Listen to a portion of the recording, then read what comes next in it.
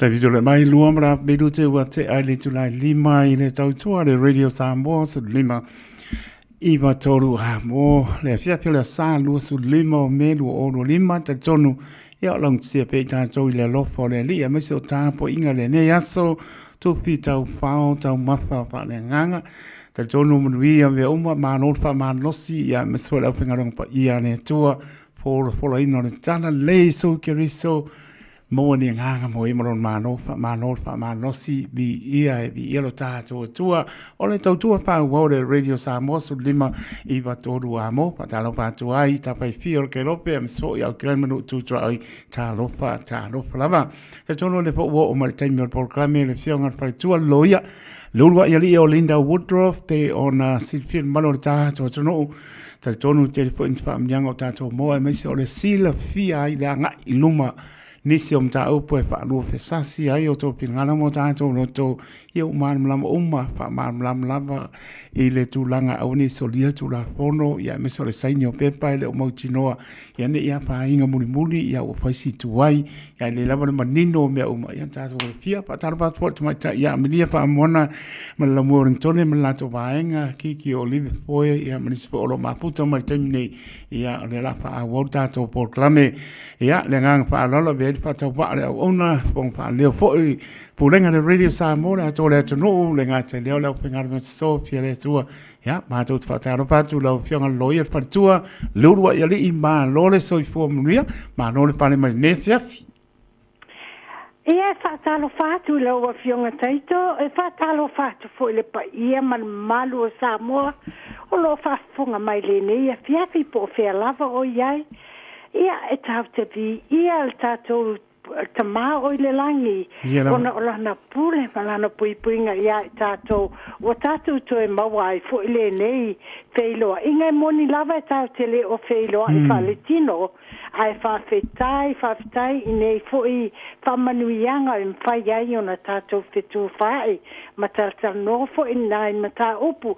A tonu lava e a wao le tātou lava o le tā o lava tātununga le te loa lava mai le amatango tā por kalame ia tātou u lima whātasi ma te tū whaai ia mea tā te loa mai tātou tā leni mai le tātou ta mā o langi e maua ai le tātou manuia lau tele ia e pe lava ona o tala noa foi po le alava le wala aua le li i so iluma o te polo lava po te alu lava le nei tātununga e o le manuia lau te lo tātou o le tātou u lima ma wha o ngā tā leni mai le li a mo le puipuinga o tātou lau tele i a whaftai mo tā polkalame ia e lua nai ma tā upu manuia lava e fia talnoina i le nei vai aso ona e se foi le mana e te nane le pisi ai sa ia foi le mata pu fa fia lo to la vai lo tangata o te fia ta ua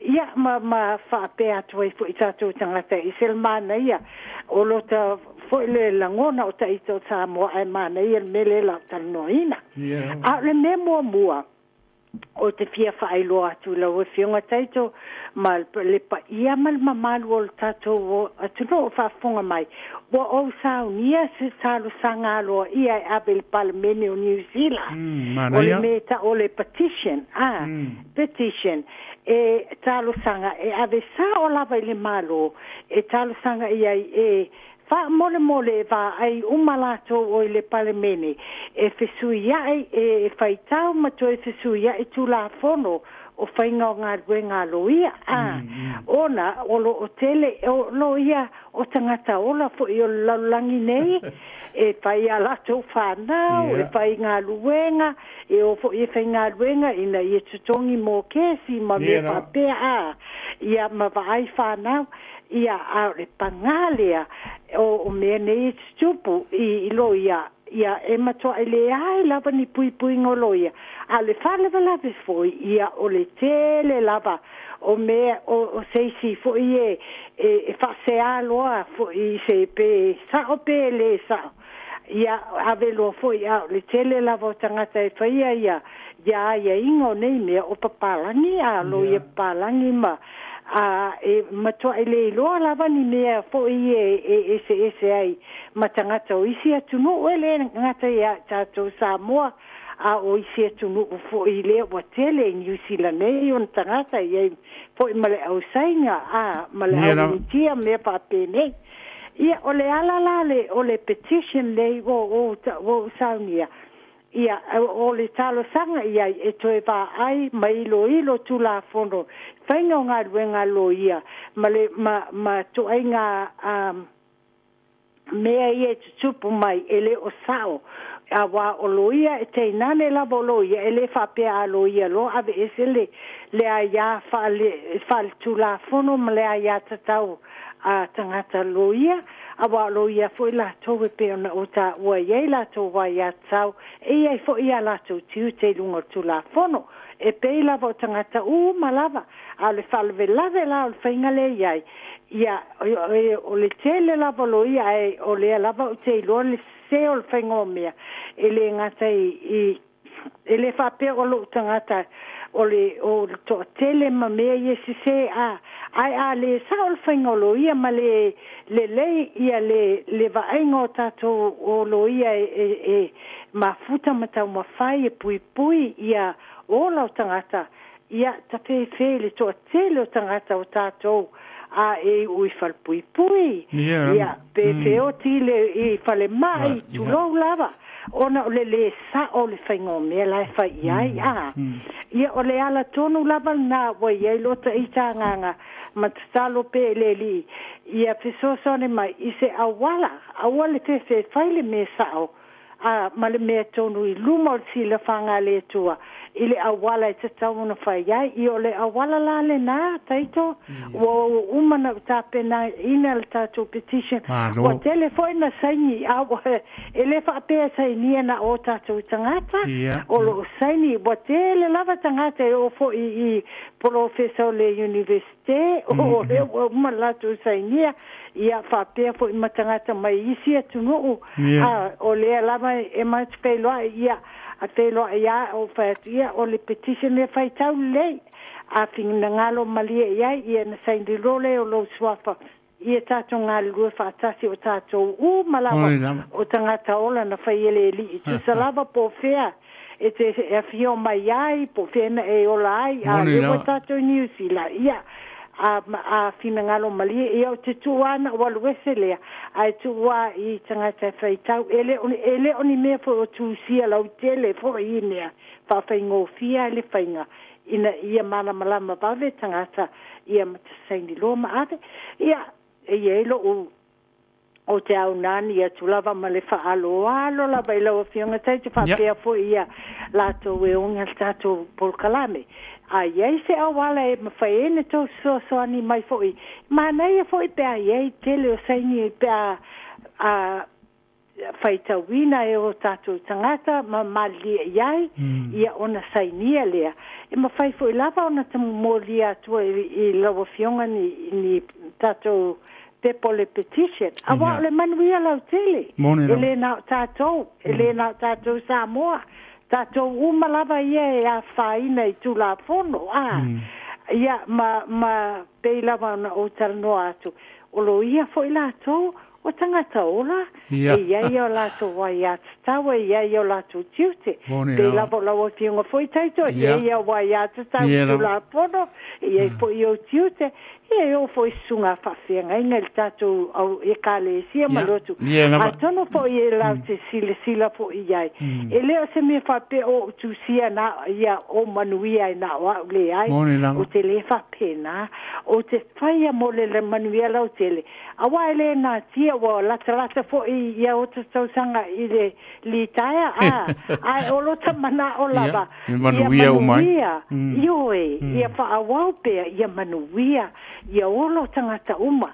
awa ilo wa lava ilo ale sa ole fainga male ilungo tu la fono ma me ia ma le ai ingo me tu la fono e isi e tangata e tangata ia fa ia ia tu la fono e ilungo tuai piuno spo lungo po ole fal famasino ia e a faina ele o tangata ele na o tangata la a faina moni la ala ia le ngola a faina ai a whaina whanau a pēr matutua ia whapea foi ia e a whaina e foi matua wa tātou ia e o tātou matua e le whapea tu salava pe whalonga tā foi se tamaititi ai a tu poe se palore lave ia o tātou umalava e mawelea lofa male anga lei male o poni o tātou whanau a ia o le ala tonu ala na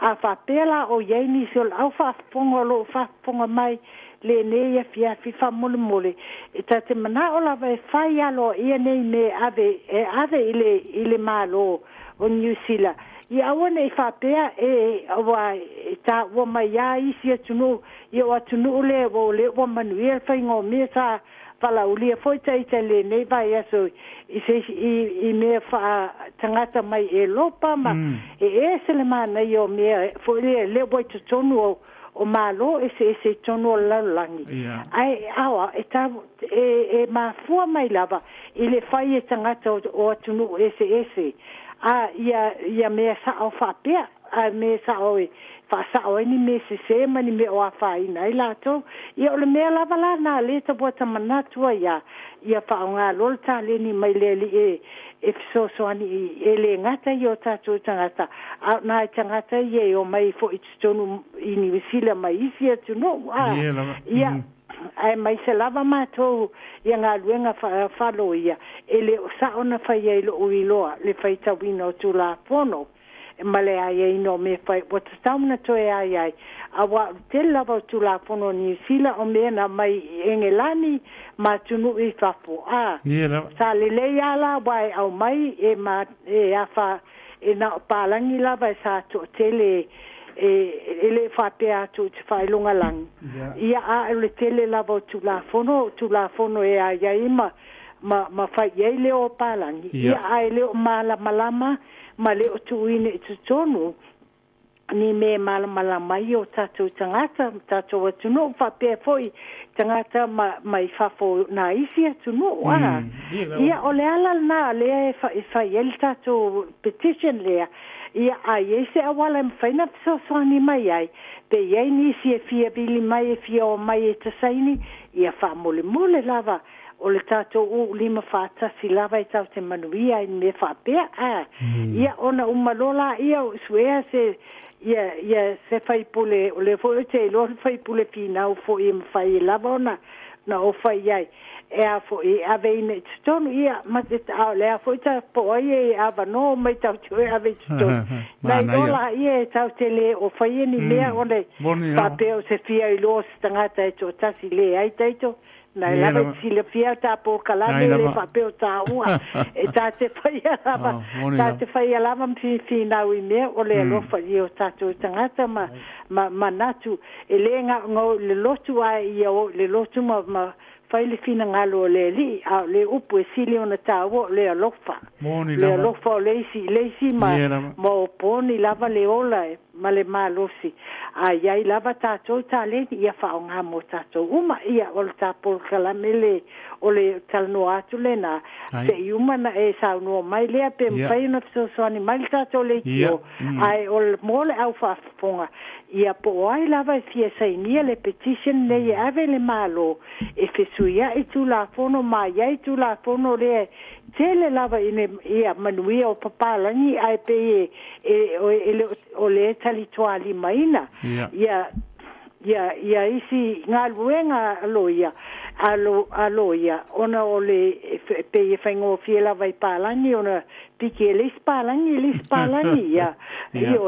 ia o tātou ia na piki la ia o tātou ni lo ia fo ia lefta a mata te tele fai atu afto a mata e valea le ai tu lo lava le ai o le lava o le taleni ia male ma me fo ina ngalue ai pe o nga duenga fai o tangata matu ia la o fa tele mo stato tali le tamata kulena a o lunga lava tu la fono la e wai ele fa pe o fai lava na ni fa upunga mani upu tserton wai le ai o la e lunga tu la fono ia ele sta mata upu ai umata po kalame e panga lele mana ia tele o lota va ai foi I fa ia fa teta inga a tato matutua I tato walom whanau ai mai se lava le au la iti na whanau I New Zealand nei I mea whasa moa I tato custom culture I mea fo ilele I tato wanganuu na tato masani mai ai ma tato wola mai ai ia o le vahia sonei pangale le whawhiawhia loto e le ai ma se e le na ni tupe pe au na ta oi ta polkalam le ai e le na ni tupe whawhiawhia loto nganga pe a manuia se mea whai ia what tu se a inga Samoa ia a oi e a foi e o mai e tu sa e tolu e tu pulanga ia o matua o tangata matua ia male a tangata I o ngā tonu whānaua a e matutua ia ma whānaua matua grandchildren e sele mānei o watu tule ofisa e o mai mo whala au ma me e mai le nganga whaftai nea whasa moa e salo fia o mai mo mori mai le whaftai ona ole o se mea fai mai ua lewa wa fia tau sanga o tau mawhai lava e fai fia lo ia e fai ai ai le iai lava se manuia ai whati tai le ali o tele o whapea atu a mea o te poto poto sili atu nisanga tale ai whati tai le ali sa o tau mawhai mai lava I tau sanga ua lua nei ua lua nei tau sanga o whaatalitali lava o mea tau me pepa malanga ma a ia tangata I New Zealand ia sa o avesa o ina lava ile avesa o ina lota ofisa le tangi ma le au nani ile minsta ia ai whaonga ma lava ia mea ia tulafono pela manta oi ta po kalame tulafono ele ngata tulafono New Zealand ai o te whatawa ina I tulafono puipuinga ola tangata human rights po I te sengia I New Zealand I me whapena I tulafono la langi ia mata whamanatu fo I lava I minsa ia o tangata nei ele whapena o la tō ia tau ma o la tō ola a le saona whai ta lo whai e a whaina ai a la tō whanau ia na ade ala ia fo I tutonu o piwa whaatali o to e lua ma la whatau sanga o tusi lava iai ia ai leo se me whaingo fie whainga tā fo I lava ni minsta ia le mena sa ta sanga ai whaftai le li I manuia mai ioe ia o fie lava si ai a le mea la whaeto ai e se le mana ia I le o mai le ofisa e o mai e pai mai le whawhetai aloa ia ai whawhetai whaale tangata pe ia o tato anga nui Samoa wa malingi o talo I mata ina wo ioe o ta lofa ia wo mai e o le tangata matua lava o lato no mai o lato o ia na whai e whai mai la unga whasa moa ia whawhetai mai ia te hao ia whapena fo ile a le sa whai ia ala ia le a inga ma lena manuia ia maalo fo ia o le tangata na manuia o la fo sa whai ia a le mena o whai etu ai o te whai etu ai bo malingi o loi mata ona iai mata mai ti la iti tēnei ti la iti na avatu lava o whalongolongo mai ama tilo mai le mata o whainga la unga po il whawhetai le whawhe aloha o whapea o mea tōnu a e sele mana I ole e a o I tatou whanau e le o tatou ni Samoa po I na o le whetau ma ai e sele mana I pea holo I tūlanga whapea panga whawhetai le li panga le manuia ma le mana ia o le iloa I loka tangata I nei tau sanga ioe I nei tau sanga I tele a le nei lava e o poni le tatou ia le fealo fani ma le faalo halo le tato wanga no pasa moa ia malesi bea o le fai lumo tato whanau na whanau nei ma whanau la itia whanau se le mai e wana tilo tamaiti ala wo fa pelo manganga e fa fetai le ali ai longa i te ia tailo lai o te le va ai inisi inisi culture fo io fa pela mana fai ai fa fetai io le nei lava io poni o tato tangata le mana io nga lulu e fa tasi ia male alofa male fa alo fa le nganu ini mea fo ie manuia umai se wa mana ia le va ai ia ma upu fo ina na feilua ia e fai ale ia e fai mai lava le whaftai lungo le anganga whaaloalo whasaha moe lungo tato wanga nuuma ma upu lava e tatau na fai ai ia whaftai fo utu mai le awa noa fo i tati whanga ina ai lo ta ita fo i ta leni i tato ngana ta moa ioe e se a whao ngā ina e tele lava ina hotu clients e nao le whao ngā le ingilisi e fai ei me aia aho e se le mana ia wa uma mai loa o ia fai mai ia matou a inga mana ia tau tala noanga ai ioe o vai mai fo lele wa malingi roi mato fatu e talo fai ia ma felo ai te maiti fatu ia o loa manuia lava to aso le mana ia fo lele o le loa lava o lai ei tatou sa moe e se le whaalo alo ma le alofa ia e tate whaapea tu tapo kalame samo ai ia whaapea lavon tato o poni o tato o anga nuuna tato ola mai ai ai lava le mea e loa e tatawo na whaafetai ai so i se isi o le tato o anga nuu ia mana ia lea ai foi se me e whaapea o lo ofia maua ia se pe sosoani se e mawhai lava le sosoani pe a o ile ala le alo mal fa le ava mal fa alo ile au nani ile tangata le e fia mawai le sosoani e se le mana ia na le ai le oni mea e tu wa i fua ina ai tato ma so na fai e fu le langa e o le mana ia o fa pe aloa ia se i kapal ma so utrano i le fionga taito pe a ta ul por kalame manai o tato wanga nu fapea ia male ufiu male oponi o tato o le tato fa'aloalo lesi ia mai lo lava ala ngone le loto le nganga faftai se me wa o tato faftai lava le li e ui mai ile tangata na tau mafaya o le tato tama o langi le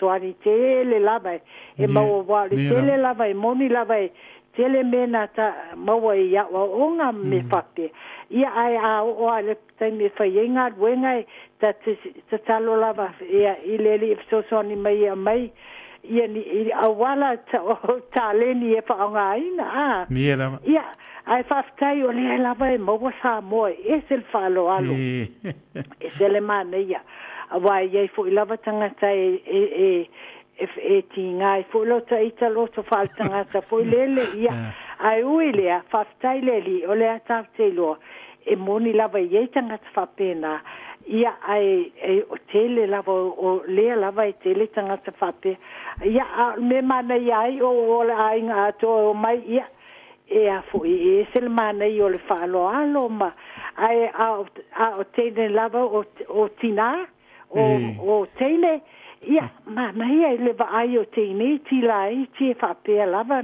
le falo alo ma tilo mai o poi le va fe alo ai ia e ola e a tamaiti ola mana tua me na ba ai ele pante ai se ai ia ele ma faina te ai se ai ele ta tu si la ro se o se tu si fo ele a pe tu tono il computer la ai mana ia a le ala na fita o ni mata o poi volta po kalame ia por lo finangalo le fo wa ia tola molta tengi ai e a nani tu lava malenga maulalo pe ese awala mfai fo ina soani ia le tato le tio e o fo e a yeni ni fai se au mane kalesia e fia mawal tato petition le tato ia fa mole vili mai pe ese awala mfai ona tiliva atu e whasaini mai ai.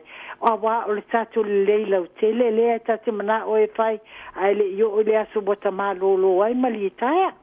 Ia ala tu watu la o pionga taito. Malo sa so noa. Ai.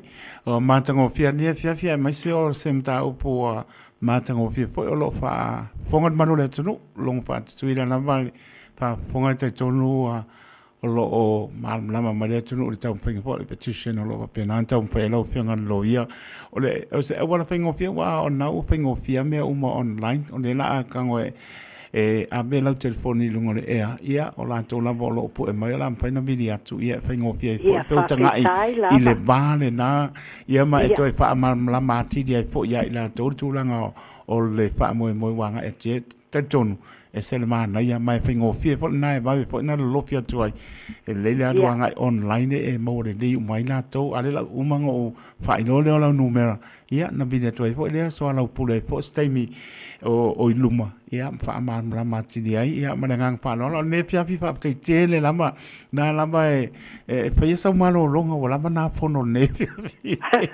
na po e le po i pa tali le talo no ia fa isa u ti tau ma fa ia ko amaka po se singa duanga e mo ko fa ne tu no anga ke du fia la ban e ma collins mal no fa no ia mo ya tu fa malo ma pa tai tele lama tau longo ia mas po ile ta lai po ne fo ia fia pio sa ya mas fo ni sem ta po le fo fai lo lungo po ngatia ya le la tango to e fai lo le numero i la to umalama sa mo le tino pele ya ta to lango o me le umalama lo fa penanta no mai si ta to lo ia le fa pe fa pito manu ya ta si ya mo ta to uma o le manu ya mo ta to uma le fa pe o se ta si ya le lo bala au ya le numero le umano tano le fai lo ato le cell phone lawyer ia na e bili le ia ia pe pe na fai lunga online masani online pe sai mar fa mo ai lo fa tele ato rinda ya lo ma calling se mal no palo manu ia foi fo fanga na pia pi manga ngo choi ya mes for ba so mo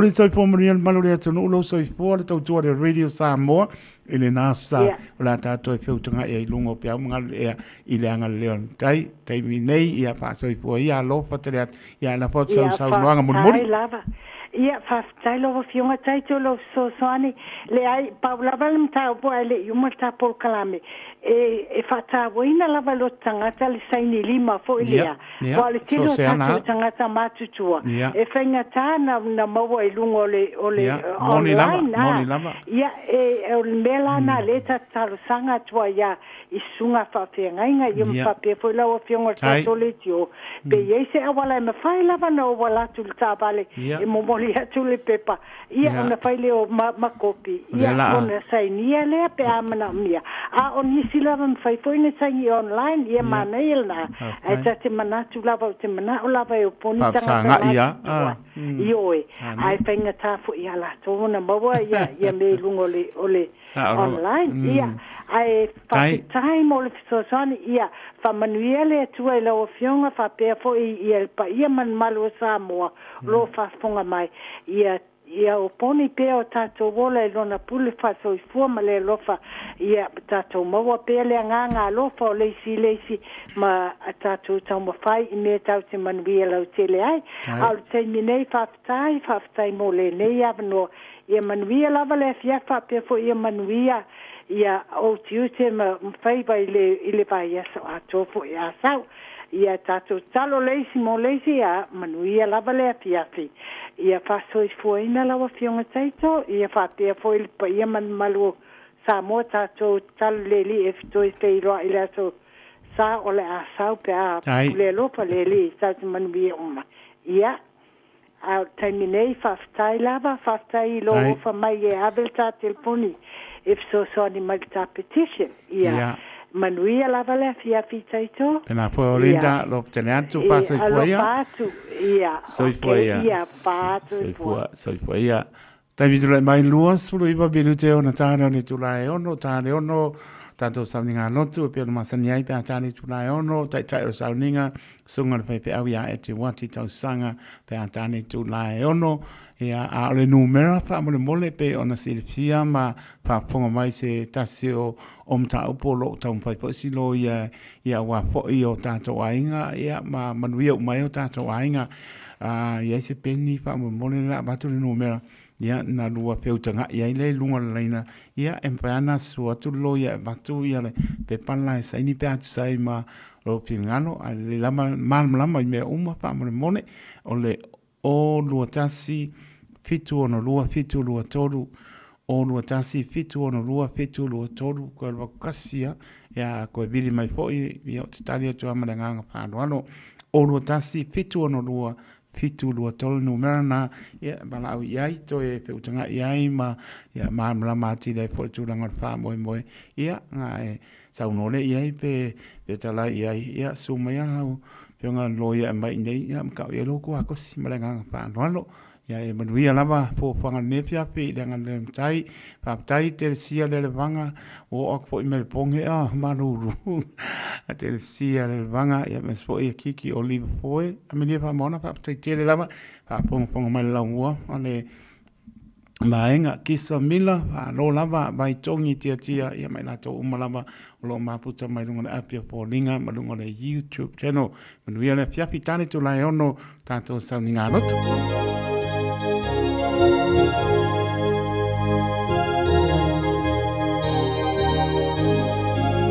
ma ko fa me por algo me la olinta ole numera a kirita pune ole olu tasi fitu no lua fitu lua tolu olu tasi fitu no lua fitu lua tolu o ke le anga kai tau tua mo on tolu pa ia la tunu olu tasi fitu no lua fitu lua tolu madanga pa lon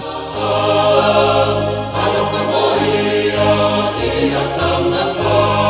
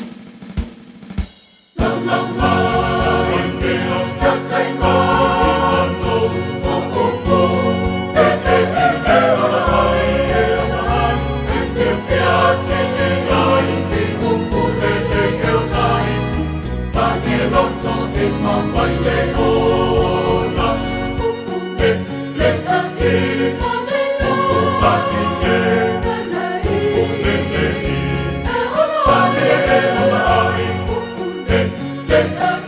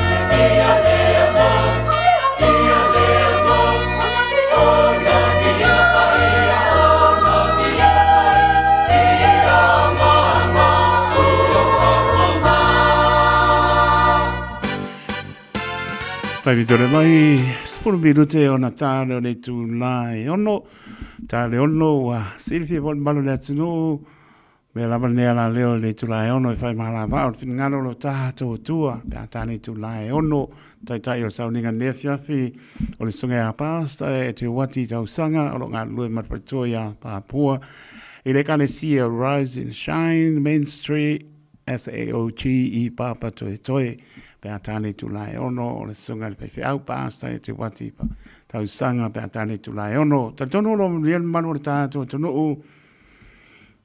ele ne po e fiafi o le sa o mai po ita po inga mo mori le nganga pa maroma pa tai ele pengo fi o molona nga dua ya so ono pe o ele te mi po le o fa vai vai o mana ia to ya ngalo le lo fo le o fa manatu le lo fo le li lempo yo na ru ese mo tato o tangata la ia ya moron soi fua ma le olo taito ya tato fai me sili lava ile lofa o le atu le asime tato tani atu le lofa sili ese ya so umo pe mo nafi mo le soi o lava le famba ono aso tenga due ai o lo le asa ya ai tomati munga o maluru ya ele ya se fai unga vamen fai fai lo tina ai ya manolo se ka ko lo ku ngasa ga o ki ya ele ya sa u tala na fa manosia tu lava yo ai o te mi tenga lue ai em ko lo pu lo ya te oi i lo fa manosia na po aki mungo le manulu o sabili e te o al pengan venga matango fi pole na ono lo fa si o ainga e tau fai e manosia ma nga lue fa manosia le ono aso ya o lo ne ile asa ya ile fatau ba ana mo ona to ala lo pe mo tato tu sarfa manosi le ono aso e mana sata uni por aquí munga lu tau vina ita ua ya ngai ka abane ba fa manu ya o amar file mu o farsa e umane o matuala ngona lo fi fo i mai e karango ala fe mai tina wa vai nga ka fa vai mai nge ya umar fana ia lea lofa le atu e ta uma ma le loto te tele ta pa mano losi ia le oi usauninga le o tu fitau fao tau mapa pa le nga no pasi ya kutina le ai no le matu o ne ai mo ko ngimo ka mo le mo ko ai martina sorry ia ole na ole pa mano si o me silinta o lo so po mo tato vola ai pa mano pa tai la tonu pa mano si ta po inga le yaso vi ia lo tato tua ile pa mano losi ai ta po inga le yaso mano lo file mula ia malanga bibi ile tua le wo fo i mai ta po inga pa po pa mano mar pa tai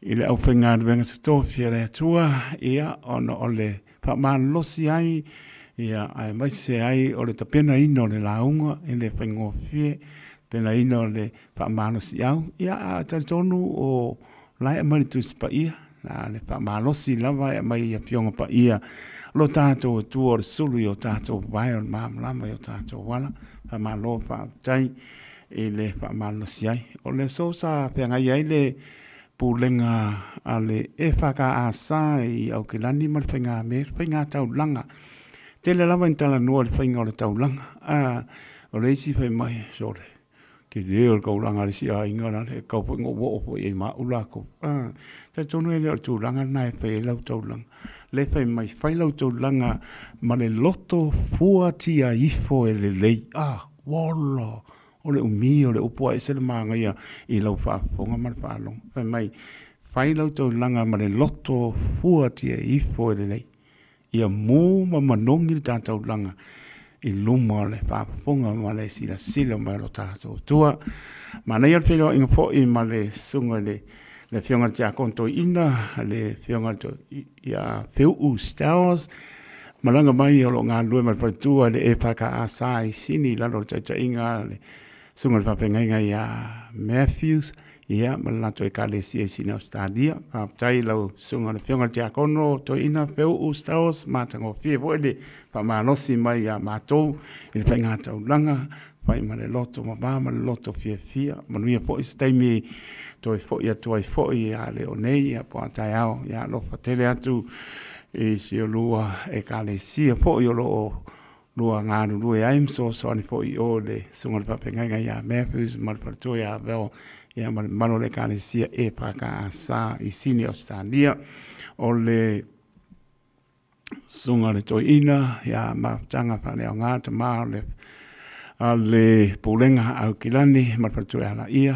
manuia po lo aso soifua la ia tina se mato e kane sia pa po le tua nisi tau sanga stele lo soifua ya wana tau toina ngā benga le tua lo lua pa le malu e mal sunga toina ya matanga pa le ngā tato e kane sia e pa ka sa i wori ya o sunga la toina tai ia o le sunga le papengainga ia Alcio Mikaele ia sa pai le upa malosi o le paitawina o le tuspa ia o le sunga le papengainga ia kitiona vai ia sa pena foi ona ngā lue foi o le fonga o le pulenga o le sunga le papengainga ia Ioane Penuti ia o ia le sa atu umtangi olo ia wa foi o me polpora ia mtulanga uma ia ua lava le kale sia o ngā lue ai foi.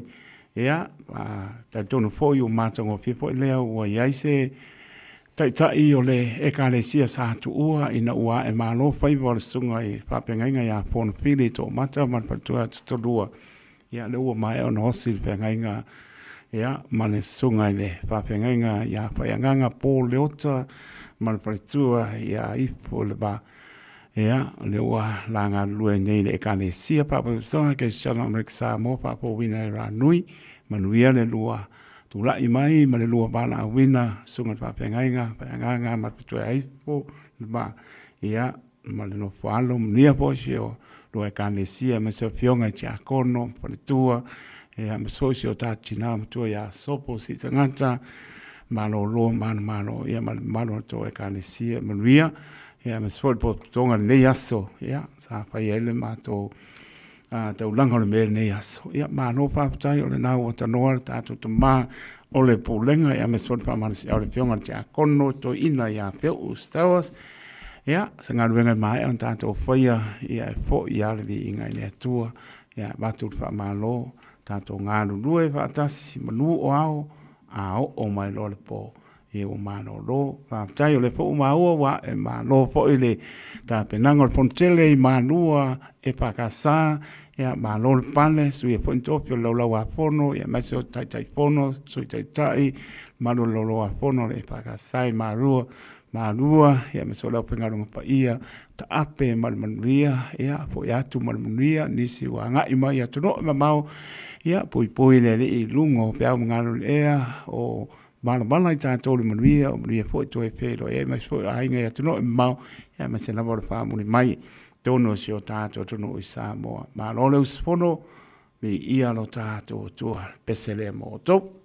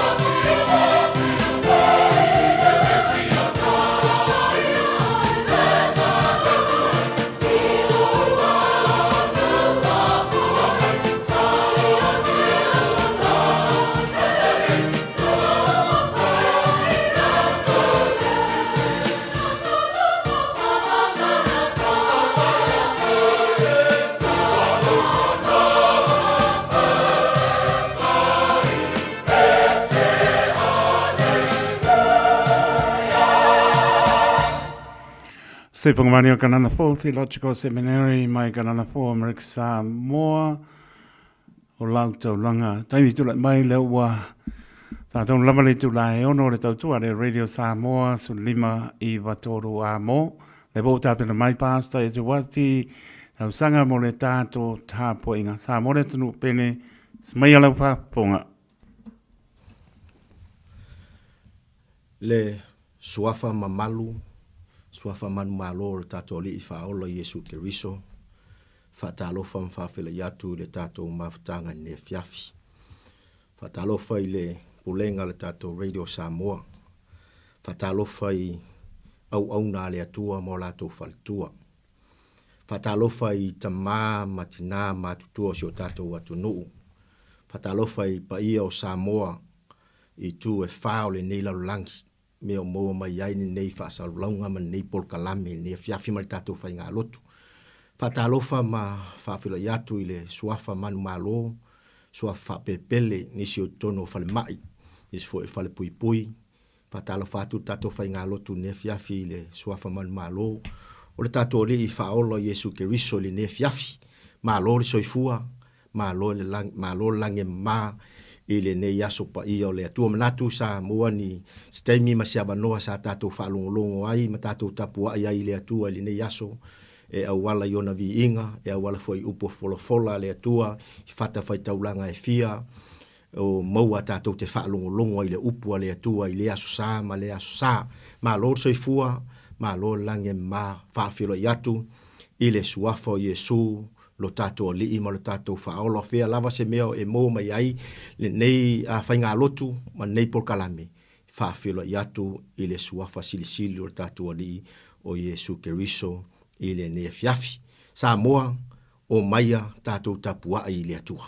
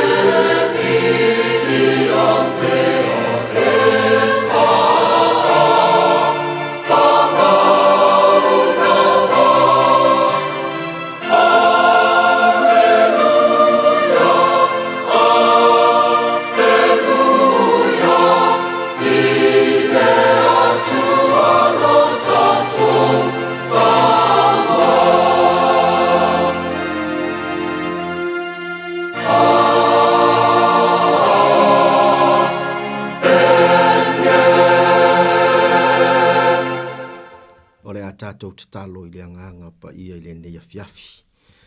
Anganga pa iai o oe manu iai le nei polkalame.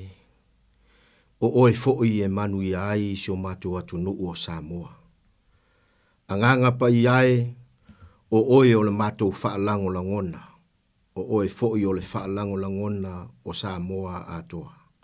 E le ngata o auna o whaletua o fata fai taulanga e fia, o ta mā matutua o tina matutua, le atua o mātou ta mā o tupulanga o Samoa atoa o mawhai, o na mai moa ma whaafonga le nei polkalame, le atua o mātou ta mā ma le whai ngā lotu le nea fiafi, o oe lava o le mātou wha moe moenga, o e foi o le mātou la fitanga I teime o whai ngata, o oe o le malosi anga o Samoa, ngā lue maia oia nganga pa ia e te whaamanatu, ma e whailoa, ma e whaamautuina, filifilinga o manatu o le atu nuu o Samoa.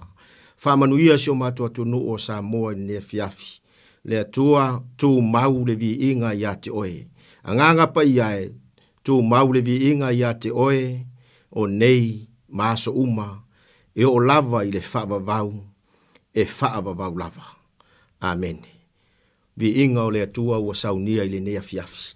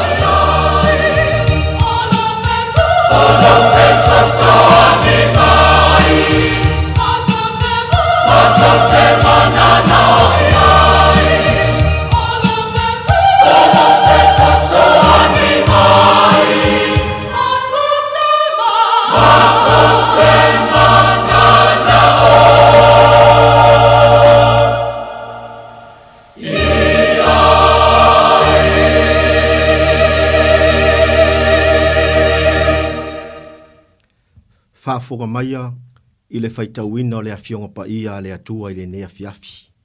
Tusi whaitau, mātai o lona mtaha upo e sifuru ma le tasi, lona whai upo e lua sifuru ma le valu, ma lona whai upo e lua sifuru ma le iwa. Mātai o lona mtaha upo e sifuru ma le tasi, lona whai upo e lua sifuru ma le valu, ma lona whai upo e lua sifuru ma le iwa. Whaafonga o le a o whaitauina i le nea fiafi. Ia o tau o mai a te au, o tau uma o e tinga aina ma mawhatia ia venga, o au foi e mālolo ai o tau. Ia o tau a moina la uamo, ma ia o tau wha o ia te au, o au leanga malu ma le loto ma walalo, o na maua le o tau o le mālolonga mo o tau anganga. To e whaafonga i le whaitawina o le upua le atua nea fiafi. Ia o tau o mai a te au, o tau umo e tinga aina ma mawhatia ia venga, o au foi e mālolo ai o tau.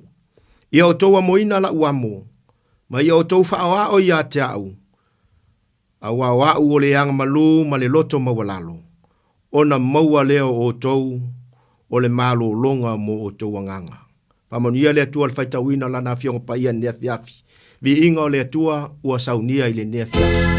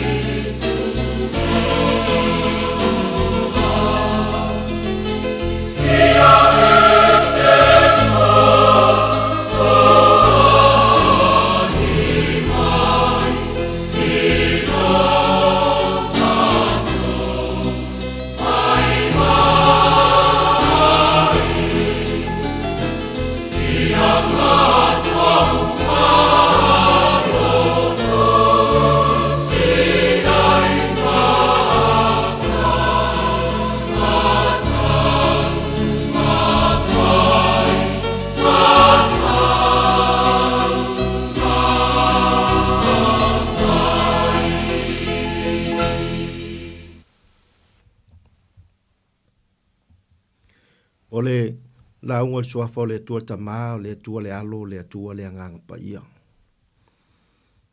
Maua nai manatu le nia fiafi mai le tusi sa fai tawina. Tu stala matai o lon ta upa suma tasi o lon fai upa lua suma le valu, lon fai upa lua suma le iwa. Manatu wa mai a ona fai tawina le nia fiafi. Ole la unga ile fiafi nei ma le fa malosi mo si o tatu watu nu o Samoa lo fa fonga ne ngata foi leo lo fai fai vol tapu inga ile fiafi ma o tamalawa ne fiafi ole fe awole fiafi nei fa maile le tustala o to umo e tinga ina maftia ya venga ia o to mai ya tau o a ue malolo ai o to ole upu ale atua. Ole upu ale atua. Ole upu e au ngā mo tangata umalafa. Ole upu foi ale atua. E au ngā mo si o tato watu nu o Samoa mai tato uma. O fea lava le ke lope olo e maua mai ai le fai ngā lotu o le nea fiafi. Ole tusi fai tau ma le matua o le nea fiafi. Au e te popole. Fas fai tau ngā le fai mai ele tu stala fai mai le tu stala matai o yo to o mai a tau o to umo e tinga ina maftia ya venga o a ue malolo ai o to ai fia fa autu ina le manatu la fia finne Samoa a ue te popole o formula le atua ua mai on fa tatia ma le upu fo ia le atua ua umo na ia le tali o lea ua whailoa e le atua i la fiafi le nei. Ina ua sila fia le lei e le atua. Le soifuanga ma le olanga le nei. E ui ai whawhita uti. E ui fo i whaingatā. E ui fo i mawhatianga. Ai le i whaatanga ina e le atua i tātou te tau aveina ni avenga.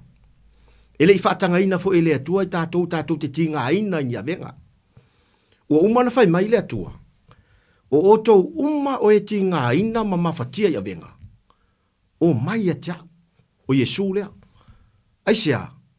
Leanga o ia tātou te mālolo ai. Lea whai mai tu stala. Le si vaenga. Le si mea. I le sila mai a lea tua. Ua alu lo taimi. Tātou te tau ave ina ai a venga. Ma mawhatianga, ma whaafita uli o le nei o langa. Le alalanga le mai le atua o le whaitau lea. O le mana o le atua e whailoa ia Israel. Whailoa i tangata. Whailoa mai fo i a tātou le lalolangi. Ai le ngata i lea o Samoa. Whailoa mai le atua. O ia tātou te malolo ai. O ia fo i mwhaina suia o tātou amo. O ia fo i mwhaina suia tātou avenga. E toe mafuta mai le atua ia te tātou. Pe a tātou tu watu ia te ia o tātou mawhitianga. O le formula la le atua. Ua umana ia au maia le au wala tātou te tu watu ai matali atua. Ili whawhita auki. Aleluia. O le tele lao taimi. E tatau o na tātou malama lama i le tali ino whawhita audi. O le whawhita audi. E le o le mai o le whawhitauli o le tātou nofo le whawhitauli. O le whawhitauli, tātou te ave i le atua. Langa lai whai mail tala tuspa ia. Ia o tau o mai a tau e lua upu e whaonga mail tus tala. Upu mua. O tau umo e ti ngā ina, lua, ma mawhatia i a venga. Whai mailo Yesu, ia o tau o mai a tau. O a u foi e malolo ai o tau. Whai upa suma tasi, ia o tau o mai a tau o tau umo e ti ngā ina, ma mawhatia i a venga.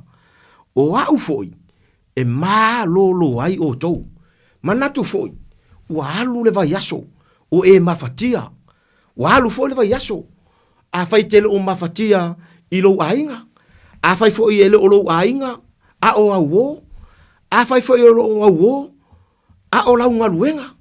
A fai foi ele o lau ngaluenga. A o isi lava ke risiano. Se ave ile atua. Ave ile atua tatou avenga. Ave ile atua tatou mawhatianga.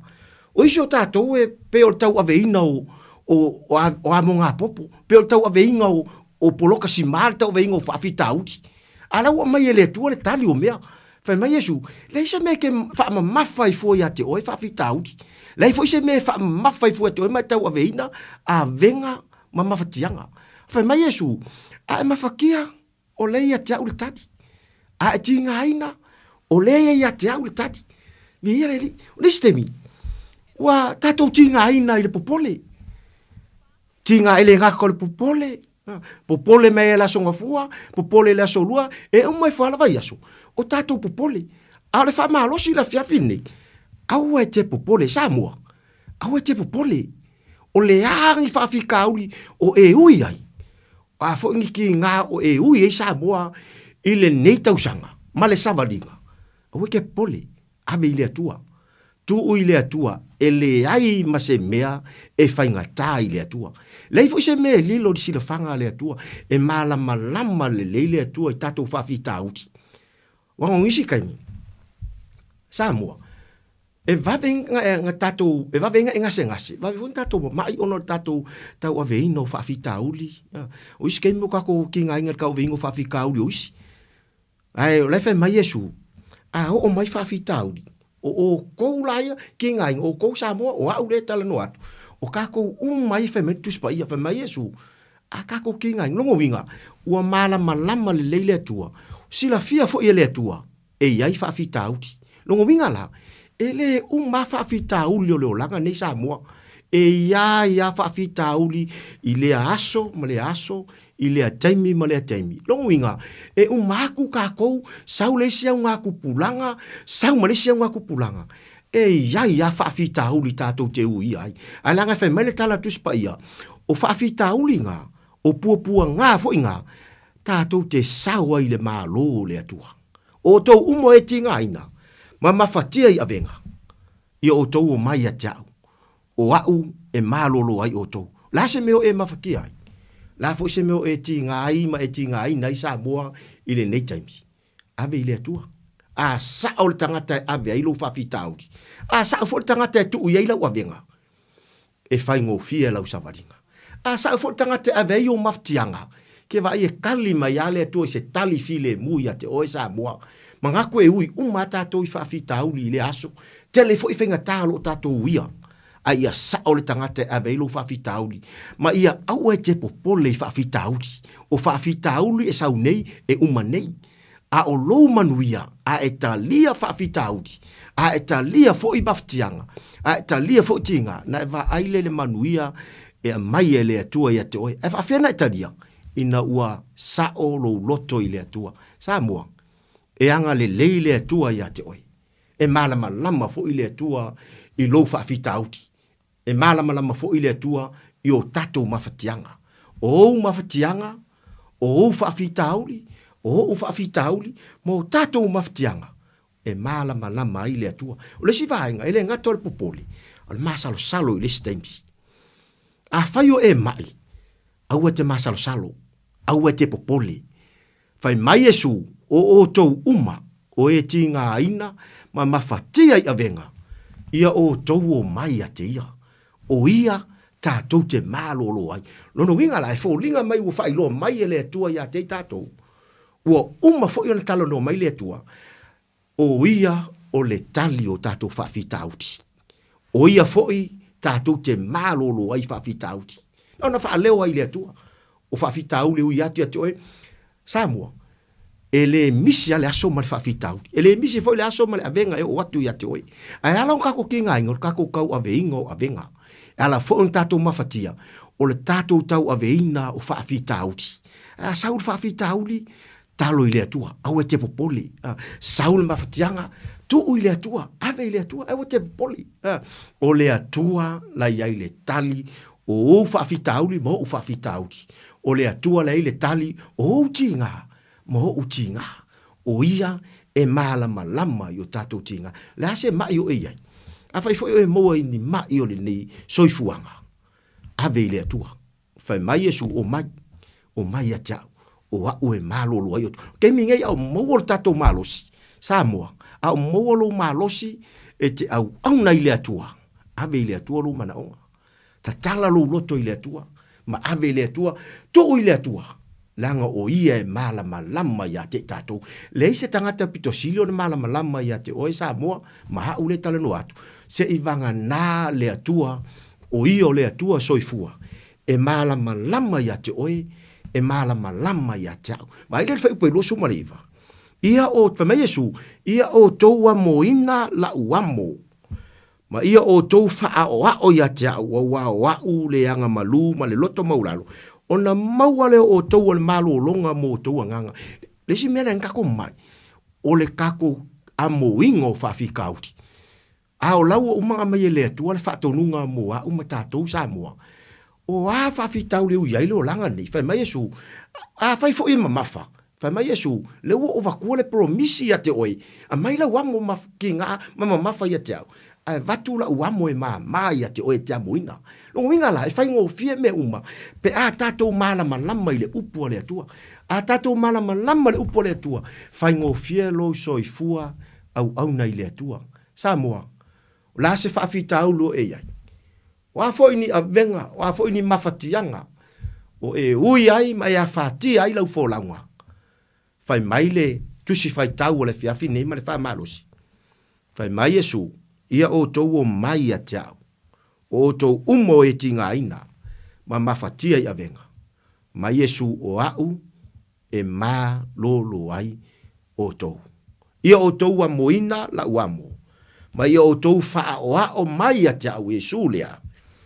Ona o mauale o tou, le ngata foi faa o Yesu. Fai mai tala tus pa yawa o ia o le anga malu ma le loto maua lalo. Ona maua le tatou Samoa le malo longa o tatou anganga. Yo toua moina la uamo, fai mai tala tus pa ia Samoa i le nea fiafi. Fai mai le fe aua le atua mo tatou le nea fiafi Samoa i le nea fiafi. Ia o tou o mai a te au. O tou umo e tinga aina maftea venga. O le fe auna le atua mo tatou neipo, tatou ave i le atua. Ave le tua la fo neva yaso, ma natu fo neva yaso la mataina. E te ui fo i whawhitauti. Le ngata fo i le te tinga aina fo neva yaso. Le ngata fo i le te mafatia fo neva yaso. Au le fe au le tua le ponei. Ia e loa ave i le tua lo manaonga. Ia e loa tu i le tua lo whawhitauti. Au e te popole i whawhitauti. Au fo i te popole i maftianga. Langa le tato te au nei le tua. E ave i ai o tato whawhitauti. Ma ave o tatou maftianga. Sa moa wha manu ia tele le atua. I nea fiafi. Lau wha fonga. Ia i nei po tu sai malana upu nea fiafi. Anga leile atua. Wha manu ia le atua. Sa moa i nea fiafi. E tu sai malana upu. Tu e fio le nei lau langi lo e mai moa mai ai. Mai wha fonga mai ai. Anga le tele le atua lo tau soifua. Au na le atua ma whaletua. Fata whai taulanga e fia. Nea tātou ta maa matutua o te nā matua lo whai tapo inga. Nea ngata fo i leo si o tātou atu nu pele o sa mua mu whai. Mai mua mai neipo. Tonu fo i o whale mai. O to tonu o whale pui pui. Ia au ngā le upo le atua. Tu i le atua mea uma. Au a tātou te pole. Iai le taimi o le atua mo i tātou. Anga le le atua nea fiafi. Whamanu ia tele le atua. Sa mua so watu nu pele nea fiafi. Ia mo walunga le inga o le atua, whamunu ia tele le atua nei pō. O le vi inga ua saunia i le nea fiafi.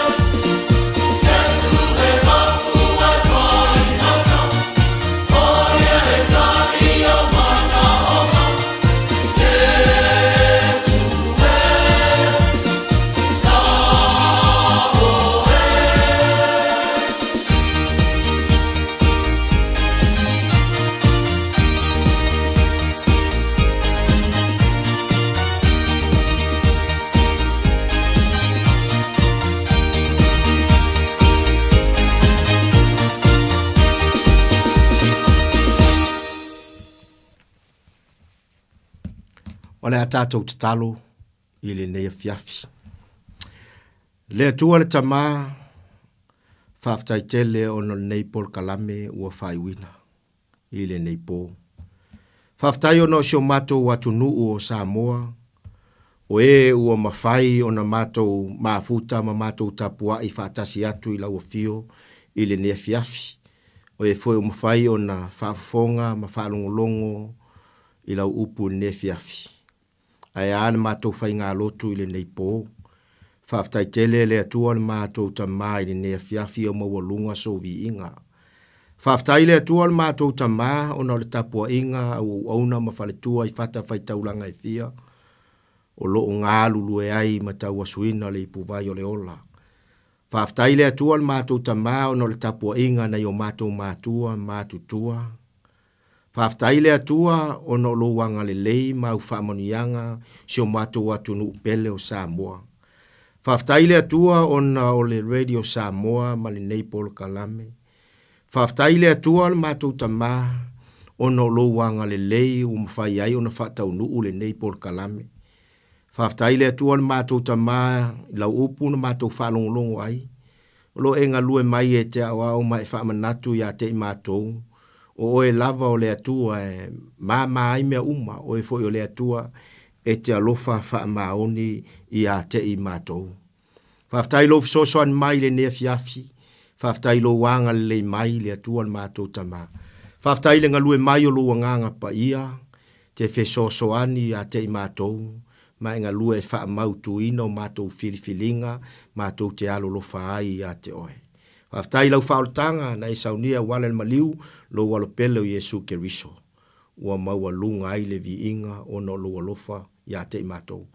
Whamangalo i matou, o matou se mo matou whale tonu. Whamangalo so matou atu nuu o Samoa. Whamangalo i matou o no matou telo taimi matou te whaangalo ai lau fio. Whamangalo i matou le mana o lo toto Yesu. Lo matou alii ma lo matou whaola. Whamanuia le atua matou tamā ne fiafi. Whamanuia ia o auna, i whata whai taulanga i fia lo launga i nailo whina ngalo. Talo le atua i ailo wanga le lei ia o auna ma whale tua, ale ngata fo i lea le atua i ka le sia taitasi. Matou talo whamanuia le tapua inga ne o matou matua mātutua, ale ngata i lea o se o matou atunu o Samoa. Ile ngata o Samoa i Samoa, New Zealand nei, o i tu e fia o le nei lalolangi, wha o le nei lalolangi o au maua i latou, le atua wha manu i atu i ate i latou. Au ina atu lau wha malo longa, inisi o mai, le atua ia i ailo wanga le lei mo i latou. Tu sai malau upu le nei po, o oe mātou te malo lo ai. Wha manu ia i totono o whale mai, nisi o manau mia lau wha malo longa, au ina atu lau wha malo longa le afiafi nei. Whale pui pui, alue atu lo wanganga pa ia e te fesosoani a te ilato. Talo le atua le matou tamā, ia maua lunga lava sovi inga. Matou wala au, whamanu ia, neiva yaso, fe au mga luenga, tiu te whai o sio matou atunu o Samoa. Le ala usua i fe au mga luenga, le amataino le neiva yaso, ia i ailo wanga le lei, ma au whamanu ianga mo ilato. Lau pui puinga, ma lau tausinga ia i lunga i lau whanau, ma sio matou atunu o Samoa. O whanau ia o onga, neiva yaso, ia manuia o onga whanau. Ia manuia sio matou atunu o Samoa. Manuia le Radio Samoa i loa lofa mo lo wanga le lei. Le atua, ia i lunga o Samoa uma, le alofa oe le atua. Ma le alofa wha maoni o lau fio. Matou te talo foi, awa lava ne i ave seina lo wanganga pa ia mo i matou. Wha manuia ia Samoa atoa le nea fiafi, whai ngā malolonga le nei po, ia i lo file mu si o matou atunu. Wha manuia ia Samoa atoa umalava i nei po, maua lunga so vi inga, tu mau ia te oele vi inga, o nei, maaso uma, e o lava i le whavavau, e whavavau lava. Amene. Amen.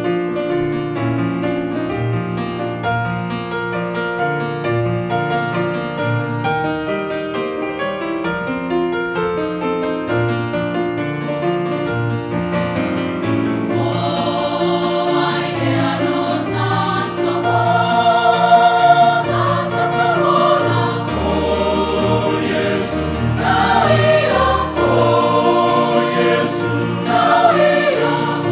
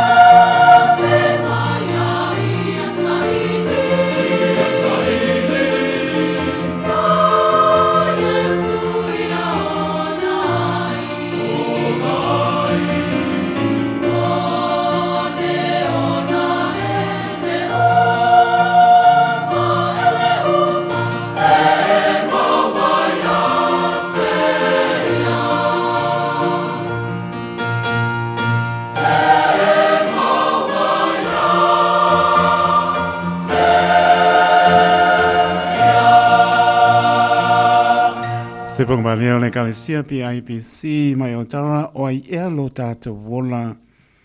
Pa mai atu ai le tātou sauri ngā lotu e pēr pa ponga maro le tātou no e lava o na be ai le nei ala leo. I le tu lai ono e whai mala maa pina ngaro lo tātou o tua. Ia me se lava o nei o tātou tu a sina o le lava maru tāpua i wale ato tōre mānosi. Ia manispo i le i lava sauninga o no niso au ngānu yanga sai nei aso. Leo tātou mau whaatasi pe au nea piafi le tuspa ia o pole ola le suli o tātou vai o le maamlama i o tātou wala. Tai o sauninga i nea piafi so ngai a pāsta e te wati tau sanga o loo ngā lue ma le paritua i a Papua. I le kalesia Rise Shine Ministry SAOG i Papua toe. O le seimo mo po ene le sunga le paipi au. Me e maria i luma le Papa fonga ne ri ono awala na vai sau nia le atua e lama no fai atu e le tongi na leo ia le manu le ofenga venga no pa na na tu mai la tu so swani tato ofenga no tu e me se lo manatu na yo tato tu asinsina ia e le o se me fa le ngalo tau tinga pe ona taulang pela apostolo paulo e le o se me fa le ngalo to tau tinga ile ngan venga le atua le tu fualang tau yatu lo tu tau tinga mai se o pol ino le tala le a Yesu Keriso ia mau ni nganga pa le o ngona pa tai ne pia pila sunga pasta e te wati ma lorta pena ma lor sa uni le lo sa pion pa ia lo tatu tu ala mai lo sunga ne pia pi to mata winai le so i fuam lo tatu vola pa le nganga au tatu fo lau le nei la lo langi lo tatu au mau mana no foi o le la lo langi e mawai lama le taimi e bala au le ni ia tātou tā pena mo le ola e wha mori wha malo ma wha tai fo le tari eino fo i ole wha tala uratu mi au e fia lama e tani mai e me sfola u whengar venga sa pero e tui fo na pa yaso mo leisi pa yaso ia malo wha tai malo tā pena malo sa uni wha tai le lama u mai e fo i le tātou sauni ngārotu nea fia fi le alofa maranga leo lo tātou tua anga lele li tu maulfa unga ya o luma pato ya Papua ya mesol no foalo le kan si manu lo tau suina le vai o soifo mo ni nganga mo ya molon malo anga i mota malao ne fiafi o ni ya pese tu le tu soifo pui lo soifo pa tu no i mota malao me si lo e kan si lo tapo io faiva ele ne fiafi fam ni le pe lo me pato mo no foalo ya mani fo imano longa le nei po mani lua ngan wenga ngan nui ni po ba yaso a mata ta to dia ile anga le mali lo fo lo ta to tua ya ba tu le nei a no fo mo fo na yo lo fa anga malo se lo ka le sia mai se wo mai masani ai mani ngang pa lo e de what after ilo sunga le o tai to le lo tu mai le foi ya wal ta tu ina so ta to tu no ne fiafi ia nea noa e mole toile ngang faftai tele lava ia kalesia ia lo tapo ia fo ia nei fa moi ne fiafi le kalesia ia Rise and Shine Ministry i o Papa Toi ia anga leile atua ia mo to wal tapo inga faftai fo i lo sunga le awa taito ia mo ne vanoa ia le ngata fo ile ia o le fa vanoino ne vanoa tatu te au na isi o tatu tu no o Samoa ia wala i tatu fa inga lotu ia wala fo i inga le li ima le upu le atua faftai fo i Samoa ia ono ne vanoa mo tatu te mafutai ia ma tala ina fo ia ulawa ia o lunga upenga te failangi ia tatu te faita po inga fatasi ai ne fiafi fa pe atu ia manuia ne fiafi lau sui o taito ta fo i leo si o tatu tu no o Samoa nei po manuia tele ne fiafi lo fatu Samoa lo fatu fo i lau sunga o taito manuia tele ne fiafi le soa fo Yesu amen malo sau noa te wati anga lele li dungo ala pui le li lo soifua la tato pero i pea manuia malo longa le nei po fa soifua ia soifua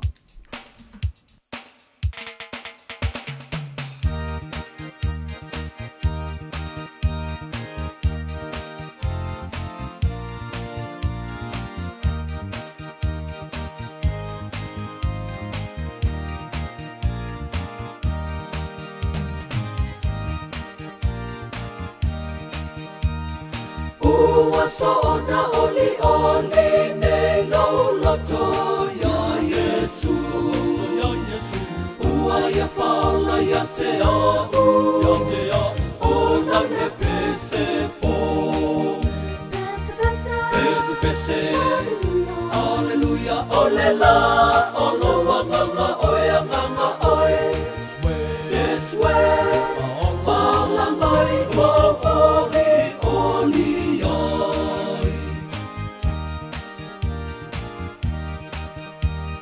Ole tauta tonga wa hela, au la uwala, ua whaine.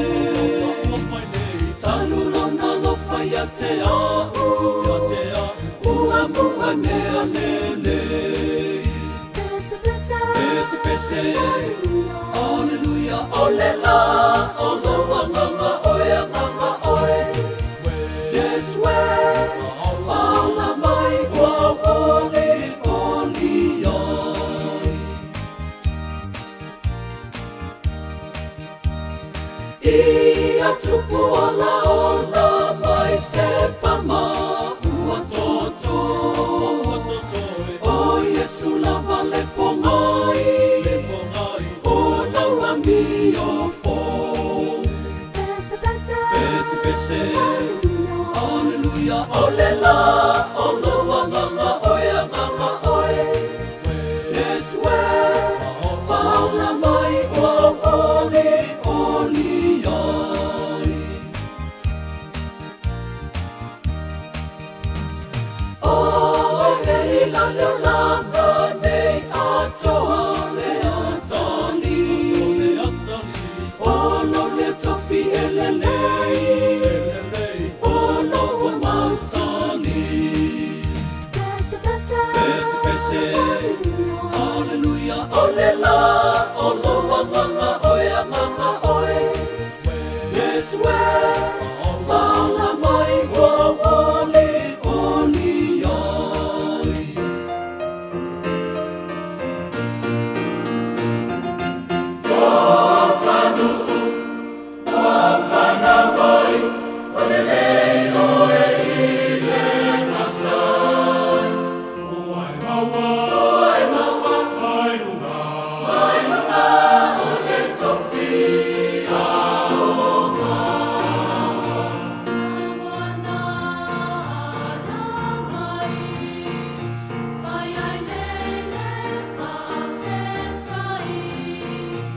Ile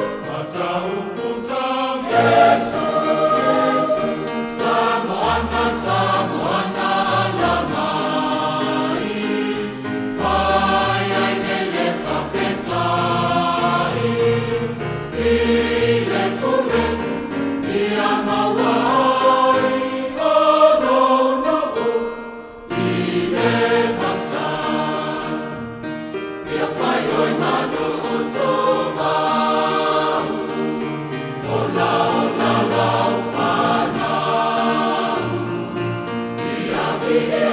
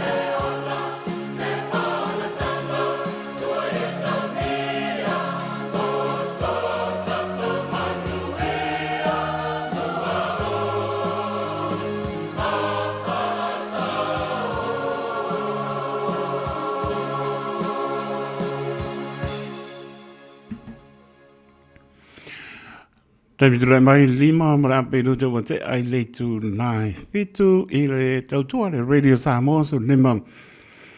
I wa toru a mo mana tolo mana wian manu le tato tono. Ya mesa le na wai mo ta malawa. To mori pa maroma pa tai le a toro tato tono. Mesa e kane sie. Pia lo tautua lotu le manu le tato tono. Pa malor pa malosi. Lui tau wina tato le tau manu no. Ia ele mele manu lu tātou te pāpai vai ai. Le ase me tau i ai, le anga le leo le re. Tātou te mana tana se Europa se a rio le ai o ia le. Le lawala ngana e sura ina lo nā lofa e tau ia o se mei longa ai. Tātou te tū lunga mpa mano nosi. Pai ar ping ngano le tua au vai ai tātou. Lo pa mano si umale aso. Wa e maua lo fia mai vi i le tua. I te e whawai vai. Ia mo misi ka umawha wha le nganga neas. Pa mano wha tai. Mano tātou ru e kane si e fia. Ia pe po leo pinga runga te tōwhia le tōre te pene ino launga. Opu fōru polo atu. Wani a nganga mo i maro mano wha tai. La tō lunga le wala wha mo mole. Ia mo riel po i atu. O wale wha ngai na telefoni. Tā wale lolo le mole i pāsia mo li. Excuse me. Ta ua tanga i maram lama i whailo lo i lunga lea wala i am whia lama o tula fono o leina i lunga lea wala. Manino mai o io. soli tu la fono e mau tato tupe ambe il mano. Ono le pata mana le pa to tato. Leise si lungo tu la fono. Manuia le atu mau to maro le atu no. Ma lo fa tai mano for la tato mo po la sa. Nia tato no to ya sa po le masina pa yu masina no lima. Ya tato te uri atu na sa mo ya na sa mo la sa mo yuni. Ya tato no po long weekend.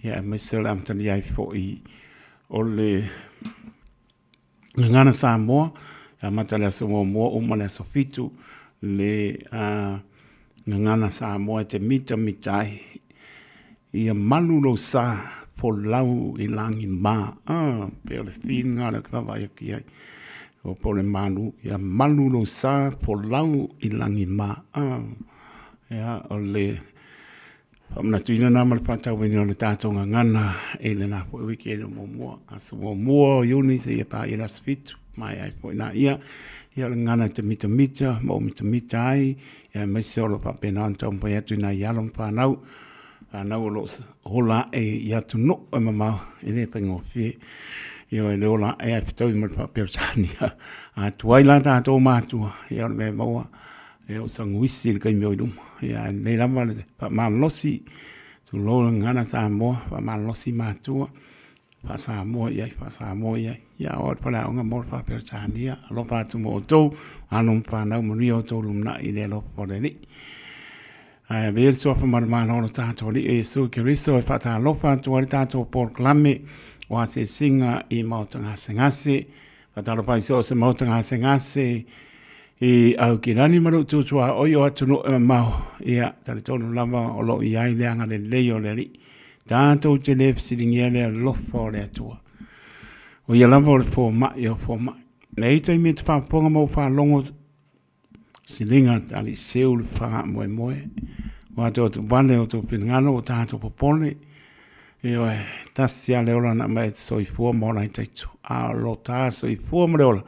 Na mai le li mai so ma e ano wasa I dinga po ma e ngata wa e ngata le poto tangata ai fe mo inai a mata inga wenga mamana lo tato tu mau ai lo fato tu e te malo lo ai lo fato por clame so se mo tanga se ngase to oto I lungo lo mo nga mo tinga ya lo fato por clame tano pe so ma pa mano longa le li pa yatu pa yane pa ifo Mo na malo si tato jau ngā mo ia malon pili ngalo. Ia tu no e mamau so se mau tanga se ngase mo to malawa. Ma ua manei por klame ia la fua I leli. Ia tawia o ni pesenga whale nganga o vi inga no tato tua.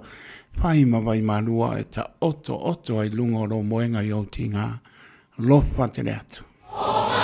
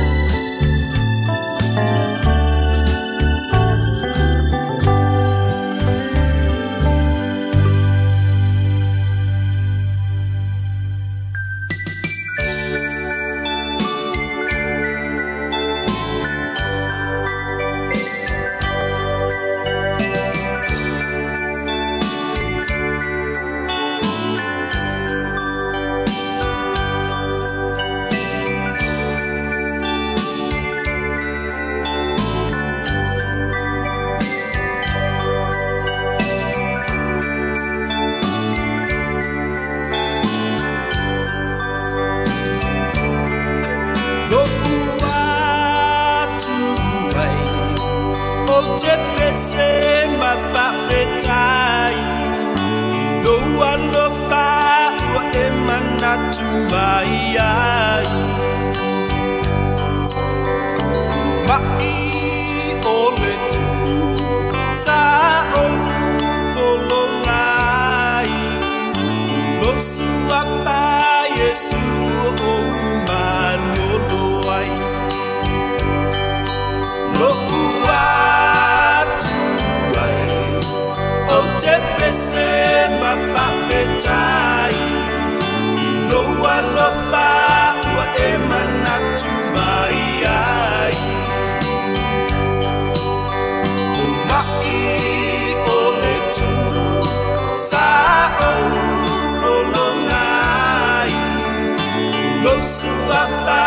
Yesu o manolo ai Kolo atua o le atua pai va venga E malolo ai e ua mafatia I a venga E amala au male fatua tua I lo sua pai Atua ole atua pai va venga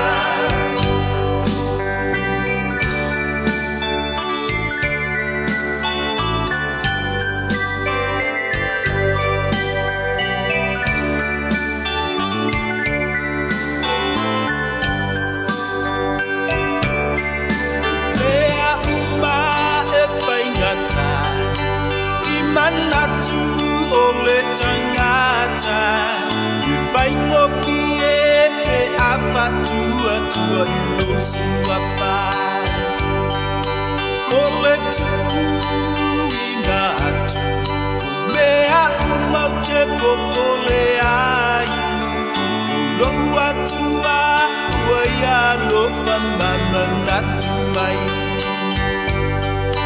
Mea uma e whaingata I manatu o le tangata E whaingo fie e a whatua tua I lo sua whai O le tuku I ngatu Mea umau te popole ai O lohu atua ua ia lofa mama natu mai Atua ole atua pai va venga E malolo ai e ua mafatia I a venga E avela au male fatu tua I lo sua pai O lohu atua ole atua pai va venga Atua ole atua pai va venga E malolo ai e ua mafatia I a venga E avela au male fatu tua I lo sua pai O lo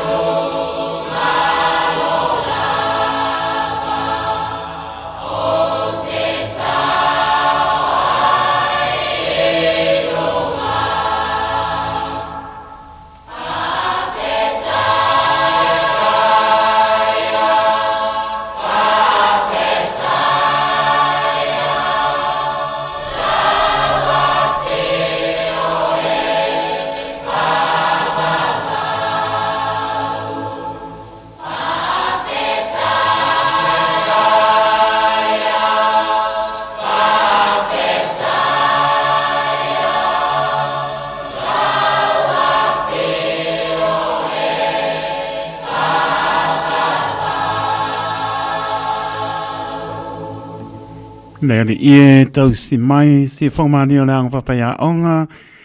Mai si o tātou tunu i Samoa whamaya tuaile Paul Klame o asi singa i mauta ngase. Tau tonu whamoe moea be ia pesenga whanea nganga o vi ingaro tātou atua. Whai mawai marua e ta oto ai lungo lo moenga i o tinga. E le paingo fie. Awa sila fia e le atua me umai te au ngangi atu te bala au atu. Whapoponga no tātou alii. Lo pātua tua e te malo lo ai. Lofa tene atu. Ia i la tua leo ato tōre malosi. Tālo pe i le atua. Au sila fia ia me uma lofa tene atu. Whamamers whapoponga tātou po kamela sā mua. Pau dia le lofa maranga leo lo tātou atua. Luas puru ono minute ona tāna le tūlai manu. Tāna manu toi whaolola le urua i alofa. Tāne tū la e iwa manu mano le upomoni. Tā tonu ngai leo stau tua le nei pō. Toi whata alofa atu le nganga whaaloalo. Le mamalu o le tātou tunu u. Au kilani manu tūtua oi o tunu e mau. Le lava o maua mai ai. Lo whata waa. Whata alofa atu le nganga whaaloalo. Ma lor whalau. Bi elo tātou tua upone yaso. Le sa muli. Le pui masina. Tātou maua i le file mua le ni. Tari tonu top sia i tātou i whaamnianga malang te sia i tātou. Ai mai se sātou fi tau whao tau mawha whane nganga. Manu e fia sa uru whane lana wha nau wha tua. Ia ma tātou maua i pēlo nanga le lei whanga ina i tātou. Ta ape mai manuia. Whamalor, whamalosi. Mamalor tātou tunu o whapena po i leo whengana venga stofia le atua. Mole ta pena ina o le upo le ola. Ia wā lamaro tō soi fua moro tātou wola whareanganga po ilvi inga i le atua e whamalo whaapitai. Patarupa ia i la tō ilunga le apia pōlinga poe en mua e lama mālo lava whaapitai. Tara leipa baa, ia mālo lava whaapitai pe po ia Danielu. Paulalo, male ainga mālo lava māputa mai. Ia, Amelia Famoana, Malamua Wellingtone, Papai, Amelia Famoana, Mano Lava le Ponga mai, Moni Lava bi ingaro tātou atua, Lord Wato i mole upa manosi, e launga le pese, ia le pese launga, mātango fie, bi ingaro tātou atua, teimi te Ponga mo whanongo, lui tau wina i tātou, sepe au tāu olo moni mai ai, Papai, Amelia Famoana, Maputa mai, Rebecca, Pele Masina, male ainga, mano lava, whaatai, pilongia, sao, pita, ia me lato umalava lo maputa mai. Lunga le apia pōlinga, ma lunga le YouTube channel. Tāne tu lai walu, tātou porklame le nā. Tālantu tātou laina pēpa pēa, o yaini aso so i fua e whiwha amnia i le fo i po le aso sā, le aso lusu lima o melu o olo lima. Ea, o le nau tālantu tātou laina tolu, fitu, tasi lima i watoru numera. Ia, pala au mai ai, ia on whaamni atu po ilei lungo o tātou wala leo, tā pena po ileo se vi ingai whaamni ai, so wawai po tātou i meli, api o pōringa, ia na wina tau ileo se vi ingai whaamni ai, so po malu o tātou atuno.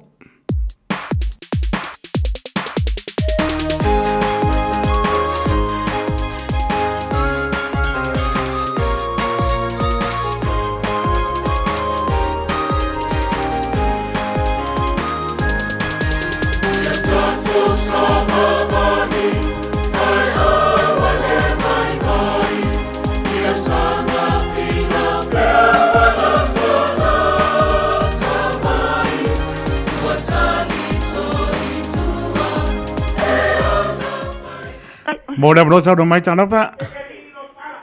Talo falava i la ufionga taito. Ma no le on sai mai manuia po i taito no mo sa pati pide mu le ro poderi. Ia e moni faftai lava matango fie ia pespesenga masau ningo ne yaso. Faftai. Ia ai faftai lava famalosi ngaluenga. Tai. Ia atonu o asfa nau. Ia le lei, nau mo le no. Faftai tele lava. Ia e fia moli atu a matou whamanianga si o matou ainga atoa. I si o matou tuangane i a seve ali i lo pala sa emo. Mai fasto tai, ia a pena foi o tara. E ole aso, wa atoa ia i le ono sfurma le lima o tausanga o lono soifua. Ia tuangane, whamanuia tele le atua i le atoanga le ono sifulu lima o tausanga i le aso. Maua nisi au se tele whaopopo i lo soifua. Mātou te alolofa tele mo oe. Ia whapena whamanuianga nā mai si o mātou ainga atoa malava. Lo tātou whatastasi i si o tātou ainga. Lo whaanga atu i a Asia, ma le whanau mai Samoa. Ia alo whaanga mai Australia. Ia e lama, whaitaita ma le whanau. Ia whapea foi le toa ma le whanau. Au manga lo mātou whatasi nei. Whapea mele o lo mātou whatasi umai nei. Ia manu tai o tātou ainga o lo tātou nei sao whai ma apulu ma le whanau. Ia whapea foi manu Christina tu uta ma le whanau. Ia oi mātou Cheryl. Ia Quincy ma le ainga atoa. Ia ai whaasili sili ai lava alo whaanga. O si au tua fine o lo ilunga o le lainga o tila whai ngā tito polo ai. Whawhatai tele lava. Mai whasito tai. Tai tele lava taito molo mātou awa noa. Ai tina tila whai ngā. Ia manuia fo le afiafi mamano longa whawhatai fo i pātis mai dungo o tātou wana leo. Mai se o soifua. Whasoifua ia mo le pō. Whasoifua ia mo le pō taito. Manuia soifua ia tu i ainga. Whawhatai lava soifua ia tila whai ngā. Soifua. Nā mnor tātou leina mo le menute wha mo le mole. Tōru petu tasi lima I matoro no mera. Mnor tātou I meli. Ea ma le tātou YouTube channel. Apia fōlinga. Ea nasa o watu le I meli le po kaungala ku ngei po kai au kai au. Ea nā mnor tātou leina wha mo le mole.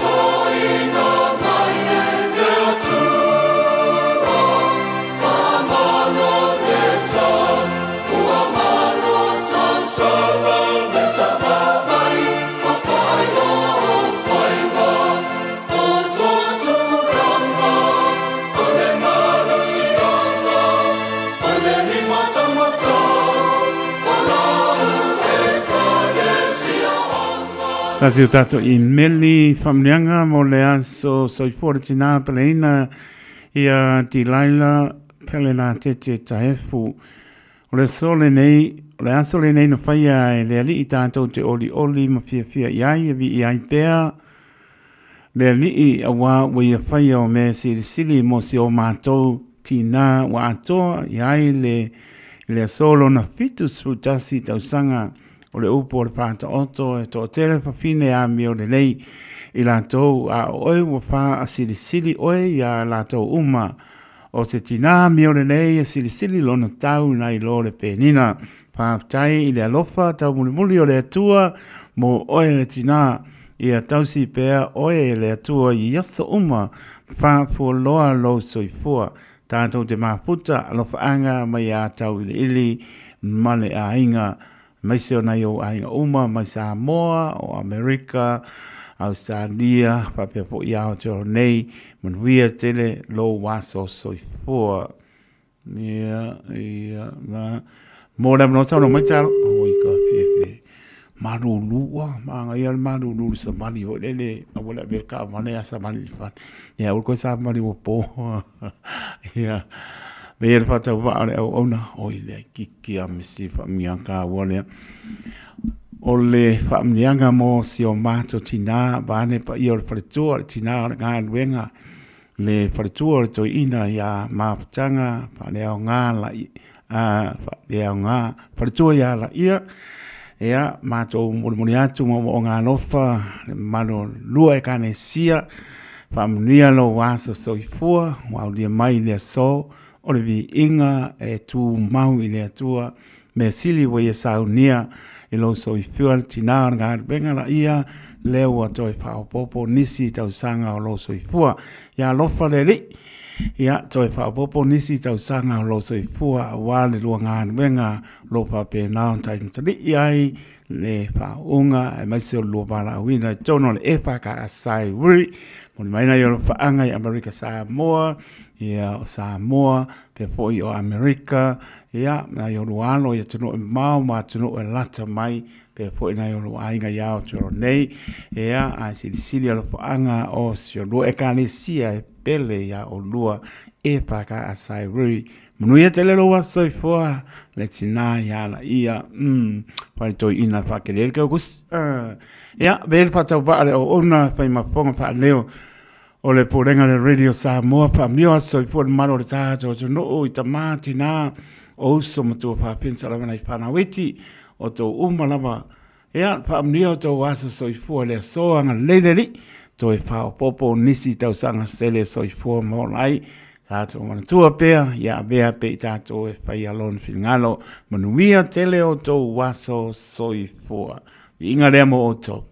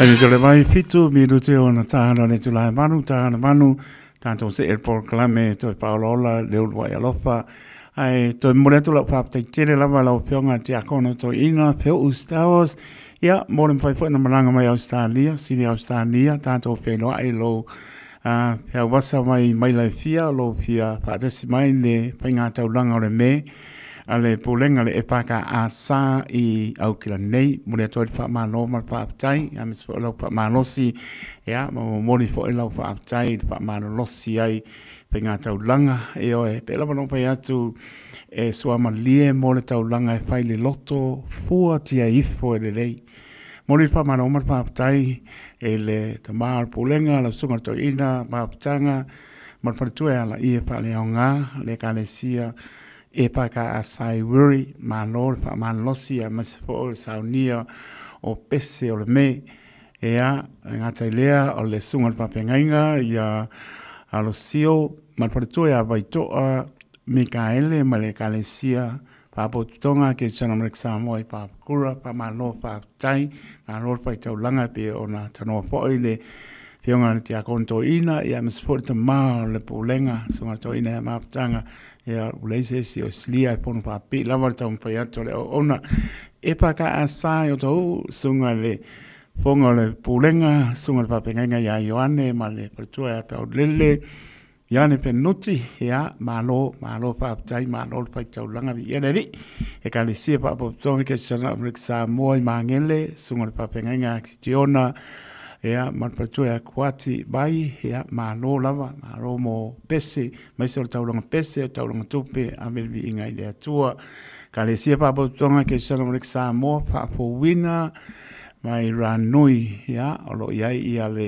sunga pa pengainga ia whaianganga Paul marpatua ia ifo le ota ia la oia ua umano sia pengainga vai ason te ne ia le ua Ai taila ua le e kale sia sangu resunga pa pinga nga pon fili to mata ma pa tu to lua ya fa le ola langona pa tai ma lo le au tautua lotu e kale sia fia nei ase me lilo si fanga no ta tua e ya o tau langa e fai ma le loto ma le loto e puati e ifo le lei e ma le ba ai solo ma le fingo tau langa e mu e fia sila iai fia papoponga e lo tātou tua le lava po le ngana e watu ai lo patau waa lungo neana leo whainga tau langa sia tātou pulenga ia maisele au ngāru lue e sunga I awa on paritua fionga I te akono paritua maisele lolo e kale sia e fia o na yalom whanau lau tau langa Whaia mōre bi ingo le atua. Ia me sola pa ngā pa ia le atua mōra tu pare tua. Se ngā ruenga mai e on tātou whaia, tātou tu whapea I fo lava o tātou ni au ona le au ngā, ai e maulunga le bi inga po ilo tātou atua. Nia te rel pūrenga le e paka asa I au ki lani New Zealand nei. Manuia po I atu lau fionga te akono to ina peo o Staos. Moni atu lau whaanga sunga le whapea inga I a Matthews, moni pare tua, e paka asa I sini Australia. Ia me so isi o pare tua o le malanga mai a lofa te le atu pese lea. Io e oli lea li, o to e pa I atu, io to oli e lea noa.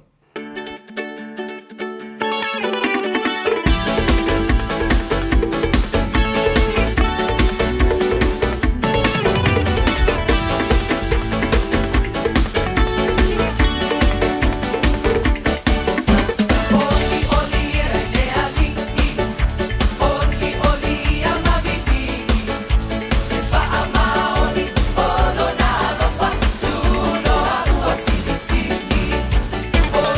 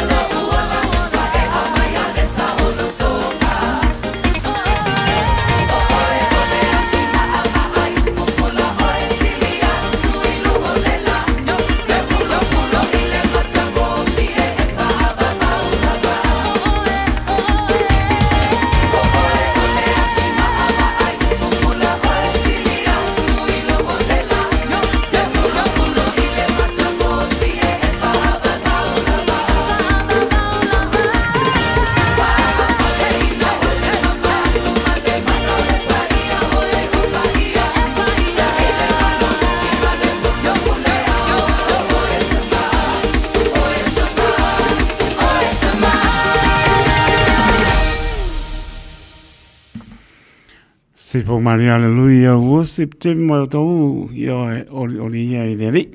Tawi to le mai lo ta to la vale to la malu to de Radio Samoa. Lima eba to lo mo le ta pe mai ne sunga to ina ya to la man foto fa fono. Sunga to ina ya to fa ba pe pe ta to proclame to fa lo la le lo ya lo fa. Is mai ya la fa ponga Samoa.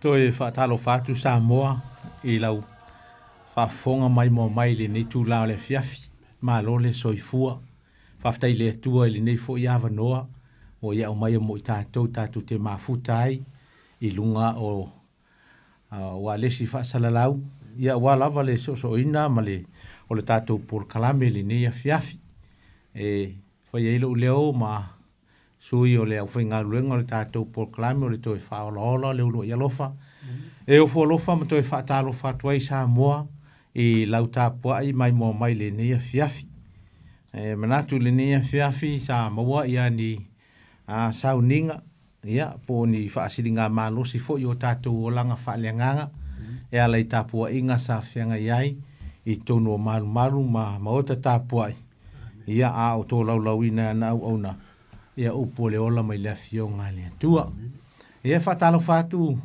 Samoa fe lava le meo maua mai ai tātou mafutanga ia le tātou porkalame ni a fiafi mātou te whatalo whatu ia te oi whatalo whatu foi I sunga I whawhiangainga mō lātou whaletua sunga ia o mō lātou whaletua ia manatu ia ro mō pēa utou mautou sunga le soifua maloloina le lei mai le tua. Whatalo whatu nei o tātou ta māmati nā mātua. E le tatonunga ua hanga I mai le maluluo le nei vai tau o le tausanga. Ia mātou te ofo alofa whatalo whatu. Tau lava ina ia whaamafan whanaina. Ia tō whanga wale malululu po. Ia ua lava lo tō soifua a o tātou mafuta hai. Mātou te whatalo whatu foi. Ele pulenga ma lau whainga luenga. Ia e maise o le sunga le li awao. Ia taito taloto. Ma lo le soifua. Whaftai le atua. Ni fo iawa no tātou toi mafuta ai. Ia stai fo I o le a whapeo na mai ai por kalamir ni a fiafi mtoi fo iatu le ainga. Tai le atua. Tau nu le manuia. Whailoa ai ma le whaletua ma le ainga. Maise no fo alu. Ia e mawalunga pēa le vi inga o le atua. Ia mātou te whaatalofa tu foi. I uso matua whawhine o lo le to ese ia e manatua pea o tou tātou mafutanga I poa sata I tase le whangaruina foi I lātou umalava o lo I maota ngase moni saunoanga le li awa o le taimi a o yei pe senga maali le nia fiafi ia la fwa I le tua o tātou ti ngama mafutianga o ia lava e tali mai I a te tātou I mea tātou te ole atuai ia mātou te whaataro whatfo I le whailaunga o le tātou polkalame peo na masaniai pe ano o tau silafia ia o le whonga lava leo le tātou polkalame poa sata I tasi le sunga ia manfotu fo wina whaafunu ia mātou te talo I whapeo na iai le te inga ma le mana o le anganga o le atua o e whasoa lana fionga ia wale whaafonga anga Samoa I so se tu o le nei lano langi o lo maua mai e le tātou polkalame ia mātou te whaatalofa tu foi I reo whainga luenga o le nei polkalame o lo whapea o nā tāpua I mai tono mātou ainga ia e maise foi o whalapoptonga taitasi ia I whaamanianga le tua tau ina ia vea le tātou mafutanga Samoa le nei a fiafi o se mafutanga ua mafana ona o nei polkalame I poa sata I tasi e pe ona tātou mafuta ai I lunga o peau o le ea ia e o na usau ni esta tu talo ia ona tuina atu lea i le tātou whailaunga i le nei fiafi. Le atua lo mātou tamapa ia. Le atua le tamā, le alo, ma le anganga pa ia. Whaftai lo ngā le lei malo alofa. Ua mātou maua fo i le nei fiafi to o fi le mū mai lau fiu. E ui lava fo ina ua mātou whalongo ina le malulu le atua. Pei tai mātou te iloa. O lo whapea ona e sila fia mea malawa. Tau lava ina ia mafuta mai lau fiu le nei fiafi. A o mātou sa ili ia te oe le atua mātou te talo. Ia whamanuia le mātou mafutanga. Mo utangata sa moa fia lava le mea o mafuta mai ai. Ma fia mai ai le nei Polokalame. Tau na ia whamanuia lau fiu. Mātou te talo fo i mo whamnianga mo na i o mātou tina. Ta mā mātou tua le atua. Ua le mwhai fo i ona aua ia tu i sauninga ia sata i tasi. Ona o le tūlanga mahtua o le soifuang. Le atua mātou te talo. Ia iai lau whaamalo longa ia te ila tau. Mana tua fo i le tua na i o mātou a inga o lo i whale mai. So se whale mai le tua. Ia whapea na vea tonga fitinga. Vai la aua fo mai. E sui ai le mai le malosi mai ate oe. Fo i le ainga ua malo lovi ia oe malo wanga le lei. Mātou te talo. Whamanuia i lau auna ia taito taloto. Ro whapea o na tu lai mai le foi le nea fiafi. E wale whaumaina o Polokalame. O le nei po le atua. Ta talo ia iai lau whaunga. Iai lau whamalo longa le tino ma le nganga le atua. Ia o whapea o na... Whenga e foi, ma tiu te whai tono au e kālesia. Ia e maise o tonu se o mātou atunu nei. Mātou te talo foi lau whainga luenga ma le pūlenga. Ia le ngata o le nei pō. Ia e maise foi o le vaiaso atoa le atua. Ia iai lau whaamdianga e lau auna e maise o lau whainga luenga. O le atau tuaina Samoa i New Zealand nei. Ia e maise o atunu i whafo. Mātou te talo foi le atua. Ia, o le awhapea fo na whiangai lau auna ma le whongaina lo whingalo i le nei pō. Le atua mātou te talo whaamole mole, anga le lei mai, whaamanatu suenga le atua, whaasoa ma le whaingo fie, whaasoa ma le manino lo whingalo. Whai o mase oso mo i mātou i le nei vai aso, na yo mātou ainga ma le whaingalo inga nei Polokalame o whaafonga mai mo mai le atua, ta talo. Ia iai lau whaamurianga mo i mātua uma. Whaamuria mo sa mo atoa lava lele ie. Mātua tu ina atu si o mātua atunu. Whaamule mole. Ia whapeon taita ina pea lo lātou so i fua mo lo mātua wola whaleanganga. Mātua te lata atua i pea i lau fiu. Nisi Polokalame o nei Polokalame o la amuri mai le atua iau au auna. Whaamanuia lau fiu. A silo ne whaamanuia le nei a fiafi le atua ia mātua pa anga mawo. Ai maise o Samoa. Tu mau pelvi inga ia te oelo mātou tama.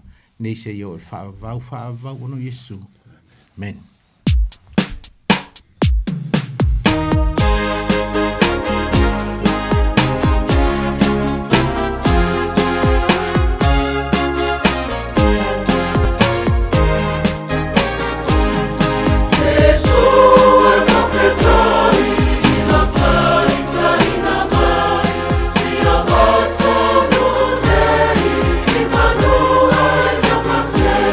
Say your words, so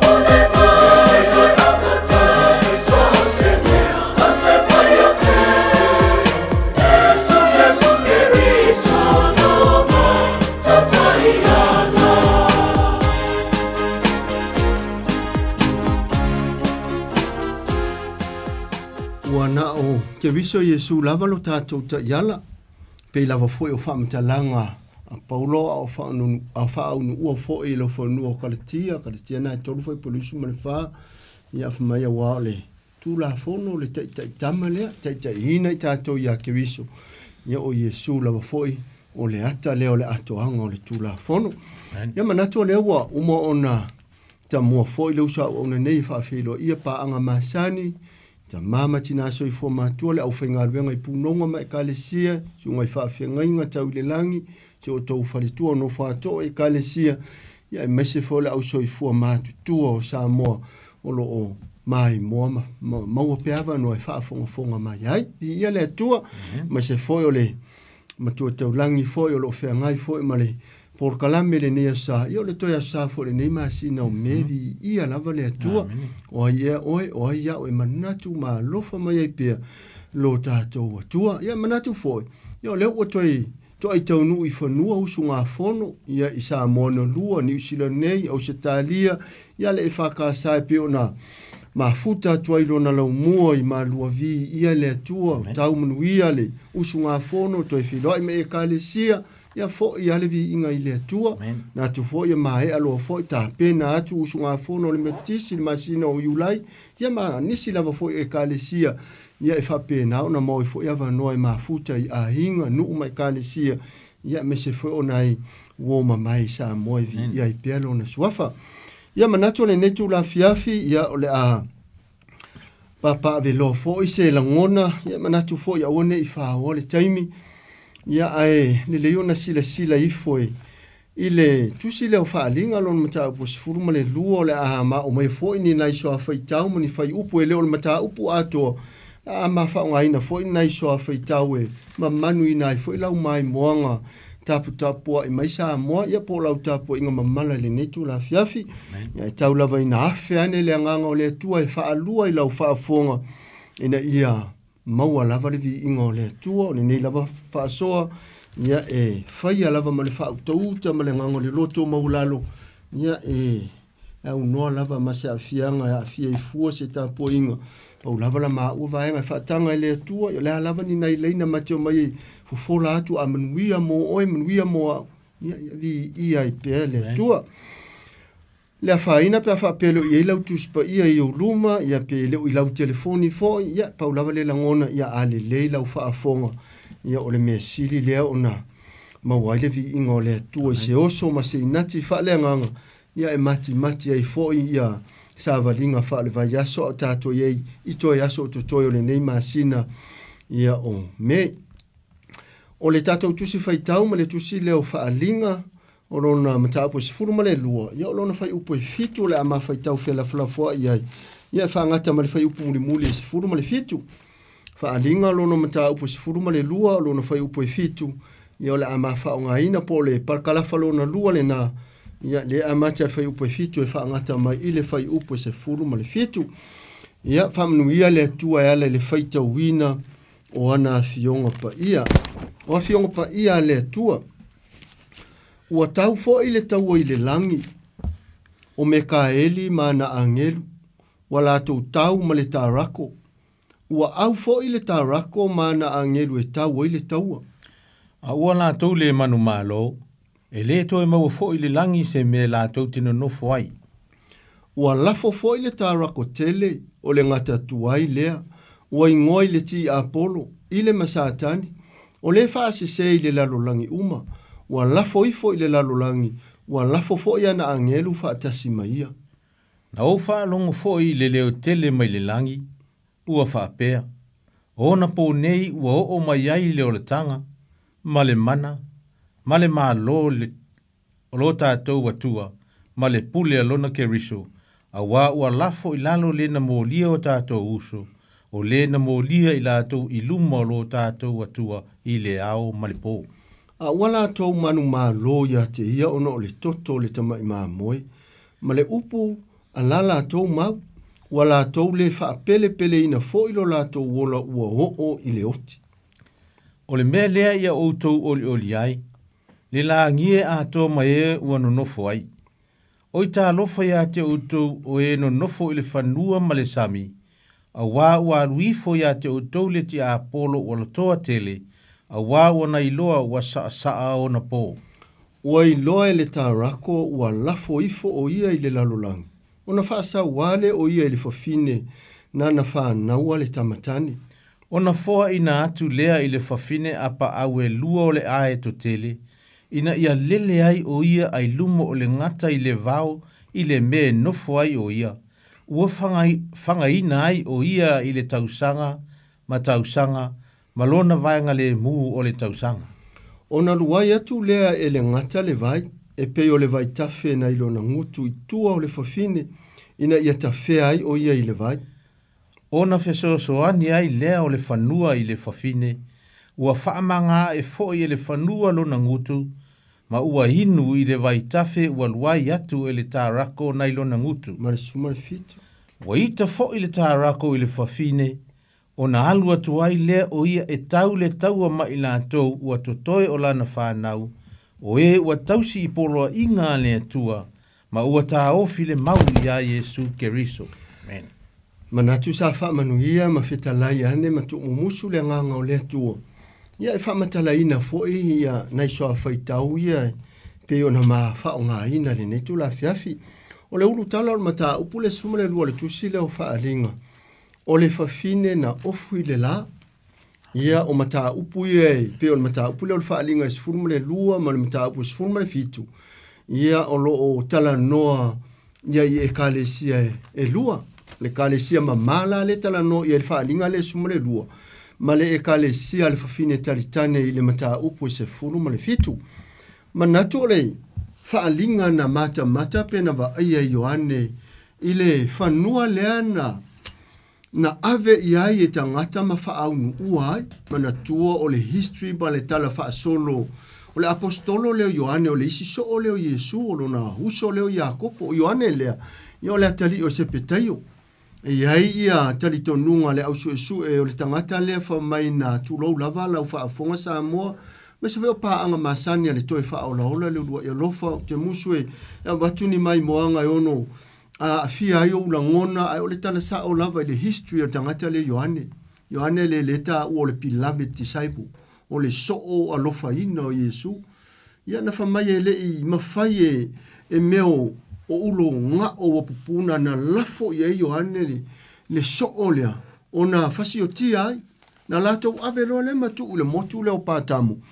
Ia lena fa aali e dole atua ma tusi ai lo Ioane ia upu ia o valo anga i le tusi le nei o whaalinga wa pe o le tusi nei o whaalinga ma le tusi o Danielu ia ma nisi fa o vaenga le tusi o perfeta o Isaia o Eskielu Sakaria tele lama fo inai perfeta la iti o lo iai fo ia ata o mea wha valo anga atono iaina inisi vaenga so faitau na mafaitauina o la mafai foi ona fa matala ina mole mala malama o la fa fonga le netu la fiafi e te leto e mawala pa ta mo ile map po le fa fanua foi le lalolangi pe e tango su e ia pa ta mo e te leto e mawai e te mawa pa ta mo ile ilona ingone o ia ilungo le fa fanua o teki ia po take ile fa sa mo se tulo o le vainga la le lo i o le ai faali ai le atua ia Ioane i faalinga ia i mea ia lo lumana i sa moa me se fe o paanga le toi faola hola le rua ia lofa e ta taua i lava na o lima mita ma maua le loto maulalo lota langona o le ua tau ma mao mai e le atua na faali ia Ioane ma longo mai ai tātou a fai fo ila te whaafunga ina ne neipo o le fe aua mo mori e le atua ia Ioane a le ua tātou langona mea ia e le tutupu i lau sa valinga ia ma le soifuanga le tātou te la atu iai le ala fa mai le vaenga le pe ona ia le fai upo e fitu ua tau fo i le tau i le langi o Mekaeli mana angelu wala tau ma le tarako ua au fo le tarako mana angelu e tau i le taua o le taua e te tau na tātou malamalama po ai tai au o i tu taua e lua o Mekaeli ia o le isi suafa leo Yesu fa mai o le ua tau ma le i tu tau ale ta rako la tai me yesa tani ia po le ngata tele ia po le ti Apollo ia po le ngata tuai po le fase se ia po le fase o tangata fo o le ala o tatou baba ai o fele fanua le na tupu ele tau o se vaenga o le nei fonga ele le matua ta utino mai lava ele tua o fa mata mata ma fa fonga iai le apostolo Ioane fa mai o le taua o le faia i le langi o le la tatu te va ai i le taua le nei so se taua lava e pe fo na tele na man malo i ta vita mai le fa umatianga fristia sa fa sanga tau atu taua fo i le vaole ta mai titi sfufitu tau sanga le leo ma mo o ta vita ma koriata le toa longolongoa fa mai na fa nau mai ya o le toa lava koriata e ta to va iai e esse ale va ai le tino esse le tua Sicilia le loto fa nga le tua pete fa tau va ali sir fanga tangata o tangata to tofi le tua te lelo fa tu lo se fa mtalang e manu malo ale tu tau ma le mana le fina ngalo fo ile tua fa nga ina se ma losi o le to atelo ni kariota mani pelu o ni furu a upo le alava pe a le fa lango ya te ia o le ta ia malosi o le tau ala lea, e le i wha o ngā ina pe wa ai se furu au se tu lou lau wha a fonga, e le i wa ai se whana po se anga ese, po se tau, o le tau ai ma whauwhaunga ma le tau ai upu. Le la wha mai ua tau le tau ai le langi o me ka eli mana angeru, ua lātou tau ma le tā rako, ua au fo le tā rako mana angeru e tau ai le taua. Ona whamaile o le whai upe walu, a ua lātou le manu mālo, e le toi maua foi i le langi se mea lātou teno, no foi. Le ua whamatala mai le whai upe walu, ua whai a ina le tū taua, ai, a le ngata po satani po le tarako, a o le ua toi a vatu i ai male lenga a le atua o le pule o le fofoanga, i le langi, i le neilalo langi, malalo i fo le neilalo langi, satani, i le toi maua se avanoa. Le toe maua se avanoa mo oe ma le tasi vai tolu o le itu taua a le au taua le pongsa. Whaafonga la i le whai upule iwa se o tātou la ala atui. Ma nei ai o nei niso a whai tau. Tātou te manino ai foi i upu whaavalo anga le mo moli mai ai le mai moanga Ioanea o mata ma mai moa ma whaalo longo atu i le si ufufonga lofa o le atua. Whaafonga la whai upu e iwa. Ua lafu fo i le tā rako tele o le ngata tua i lea, ua ingoa i le ti a Apolo, i le masatani, o le fase se i le lalolangi uma, ua lafo i fofo i le lalolangi, ua lafo fo i ana a ngelu fa atasi maia. Vi ia le tua sa moa, o le ua tātou wawa ai le upule o le lafo. Pa wale taimi tātou te whaonga ina ai, ia o le lafo a i leo se tu lou lava o tātou la pisi fo i ai pin, ia o le lafo le mele i fafo i wha alama. A o le upula lea ua, e le o se upu taunga maali e le tātunga ngana. A le ngana le amai a le atua. E le mawhaiona toi suia i se isi. Le e whaafiona tā ua mai le upu leo le lafo. Ua lafo fo i le tā lako tele o le ngata tuai. Lea ua ingoi le ti a Apolo i le masatani o le whaasisei le lalolangi uma. Ua lafo fo i le lalolangi. Ua lafo fo i ana angelu whaatasi mai. Whaatolu le iona tā ua le upu leo le lafo. O le lafo po o le tongi e se mai, o le toe maua se avanoa. Fa mai le o le whamtalanga le whaipu se funu na o whalongo fo i le leo tele i le langi ua whapea mai. O na po nei ua o mai ai le o la tanga, ma le mana, ma le malo. O lo tātou atua, ma le pule alo na Keriso. A wa lafo i lalo le na mo lia o tātou uso. O le na mo lia i latou i luma o lo tātou atua i le ao. Malepo, mua ta umai fai upo e fitu le taua o le tai au o Yesu po le siona suafa leo Mekaeli ma le tolu vai fa o angelu na totoi fa atasi e ma le lako o le fa se o le ngata tuai po le ngata tele o le pepelo ma le fasio tangata o satani lea le fa mai na lato tau ma se vaenga na ia fa se ina o angelu o le tasi vai fa o angelu lang ai fa mai la ua fa ia ina le la fa mai ua lafo mai loa le tai au le o satani fa atasi ai malana i tu taua ua matua le toi fa tanga ina lava ile pa ia o le mea fio ile tua le la ua tatou fa alongo i ai le tala lea na ona lafo i fo mai lava i lalo fa mai dole u leo lea e sere mata ngo fie pe ona u faita wina ai toi fa fonga pe fa i puse furu na o whaalongo fo i le leo tele i le langi ua whaapea o na po nei ua o mai ai le o la tanga. ma le mana, ma le mālo o lo tātou atua, ma le pule alo na keriso, a wa lafo i lalo le na mō lia o tātou uso, o le na mō lia i lātou i luma o lo tātou atua i le ao ma le pō. O e mai tau mai sa moa me se fo i o paanga i pele le loto, a le toi wha ola ola le urua i alofa na yo mātou ta mā ma teito ma le uso nei, so i fua mātutua e fia lava, maua nei ava noa e peo le whaafiro inga le usa o una nei, wa leo toi maua so tau malo se anga ia i manu, ya e peo i leo tau tāpua i mei matatalo mai fo i lo mātou whatau wa, e vi ia i lava le atua, fa mai ia oli le langie, o wa o leo ua lafo i lalo, le ale vaenga na whaia satani, fa mai o le na mō lia o tātou uso, i le ao ma le pō, o mai tau mai, le vaenga le na whaia satani, o lana vaenga po lana misiona, fo i la lea, le o whaia i lungo le nei fonga ele, o le mōli tai o oe mahau, a o le ua oli, ma pati lima le langi, ma lātou whapei fo le leo le olatanga, ona o le ua lafo i lalo o le na mō lia i lātou i luma o lo tātou atua i le ao ma le pō. Tātou te iloa lae, whai lava si mātou i ao le vaenga na whai a satani, na o le tau wha leanga, na o le tau wha asesea, na o le tau moli lava.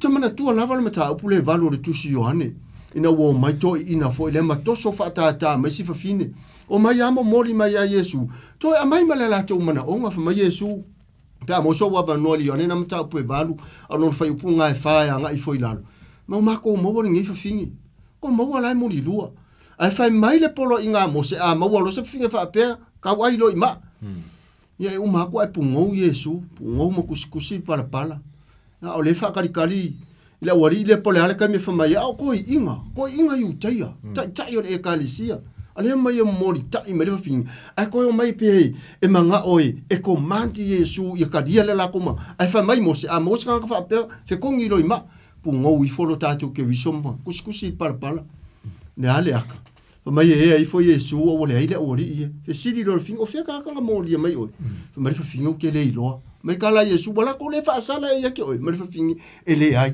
mai le kala Yesu o ko pu ngo le Yesu mo kusi mai ai fo fa pe ya lu ya oi fa pe nga la ko le fa ia se mori nga ke o ke le fa sala ai aua e ke ko nga sala o le akale ka ko ke va ai e ma fai fo ia sa kanyo fa nga le si kerisiano fa nga oi ma fai fo ia sa kanyo fa nga ma o le upo le tua le ma o mai e twist ma sui vai le upo le tua e mangu ai lo finga ngalu e ko ke le upo le tua fa mai ku skala o finga nga fo e a vea o le upu e maka uai ma le upu e alofa ai a o inga vai kongu le upu moni le tua fa mai ele o se upu e fi nga uai o le upu le tua e pe o le u e fa ka ma ayonga iku e alu waku e mangu ai le loko e fo i mai fo o ke la vea ma fai ai o ngali yua loko le ki or ku skala e peru ngal mka upu e sfuru lua am ka upu fa no fa pu su lua me o lo ola le fionga yova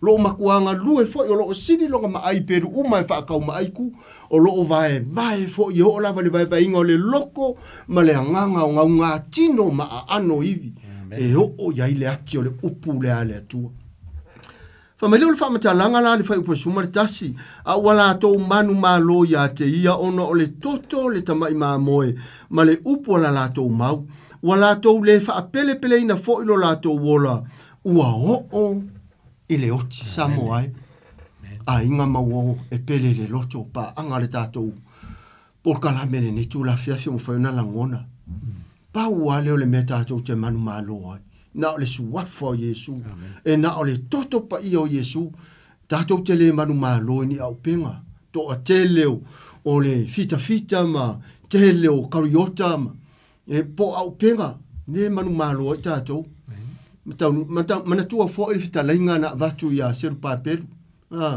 e le o le malosi e le o le fita a o lo uanganga pe to ai titi lava e manu malo lava tala fo ya kitiona torus fururu afele au tau fo mai le tua kitiona ma kwa ko akele a test mo na vatu le tua ya kitiona fa ya ku le ngu o ifia fo o ke lo ka fo yo ko ko sulu af fo le ko a luas fururu afi Ava le tes mo fai le atua ia kiti ona. Tes lona lua, fa mai le atua, avele ngu le vai. O e ingu whao, kiti ona le au ngā mo le kaua. O e ingu eto, la kounga e kau inga le taua. O e langa ingu whao le ko asfuru afe. Iwa afe fiku se lau. Ole au ingu eko, ngā le ko kouru se lau. Le ngu mela le atua, le tolu tasi pa ia, fa mai le atua ia kiti ona, labar ngā au kau. Maka ukia le atua asamo. Asa ufa fonga ni tula fia. Ni sistemi tato te fa lango le poto ma le malosi. E fi nauma hemma i fa mesinonga. Ai umai fonga. Wa lusi o e onga le mea koki ngwa e malo le si ku kau aisia. Sa e halu lo poko ma lo malosi. Ke le fa lango ile nganga pa ia. O le tai au sili. Fa mai le fa upule suma le tasi. A ua lato manu malo ia te ia ona o le toto le tamai moe ma le upolo lato mau. Ua lato le fa pele ina fo lo lato wola ua o ile oti. Amen. O ai lato le fa ua lato manu malo. O le au tau le atua. Fa mai ua le ele i fa pele le lako wola. Nga oa a fango pe oki ala e kau mo le suafa o le atua. Ai sea, le anga o le kingo e oki. Ai le mawhai e le sikankang fasi oki le anga le anga le mele mawaia. Mea ngaka i le atua. Fa fonga la le whai upo suma le lua le awhita wina le usa o ona nei. O le mea lea, ia utou oli ai. Le la ngie a tō mai ua nonofo ai. O i tā lofa ia te utou o e nonofo le whanua ma le sami. A wā ruifo ia te utou le ti a Apollo wala toa tele. A wā wana iloa wa saa o na pō. Sa moa le asa ufa fonga i. E se sere nga ngana le tuspa ia. O le i tupu le vā e nga ma le temi tau wha iu. A o le ua tātou wila. Tu lou la vale wha matalanga. Ua e lai ma ua o ki ngā ina. I oso wha inga sa tani mana lui tau. Fa marifai po suma le lua. O le mea lea ia o tou oli ai le langi e atoa mai no nofo ai. E oli mapati lima mafia le langi. Ai fai mai le isi vaenga lo so o mai ai.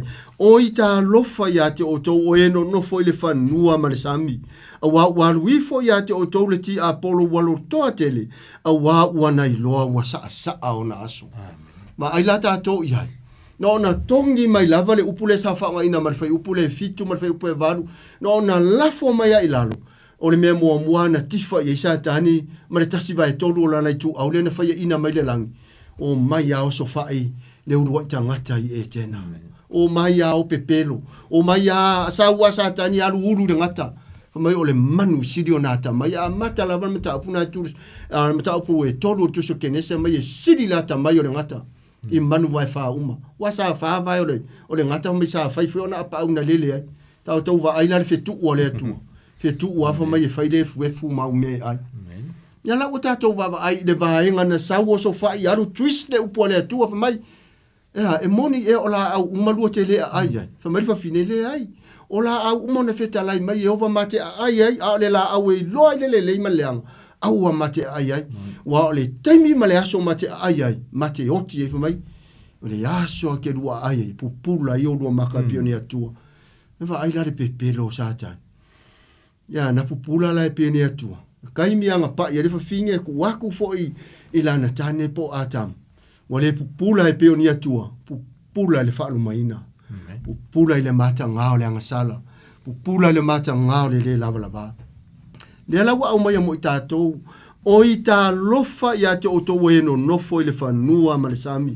Wa ruifo i ate o tau le ti Apollo walo toa tele, a wa na i loa wa sa au na aso. Sa moa, wa aia lava ma le a lofa i si o tātou wa tunu.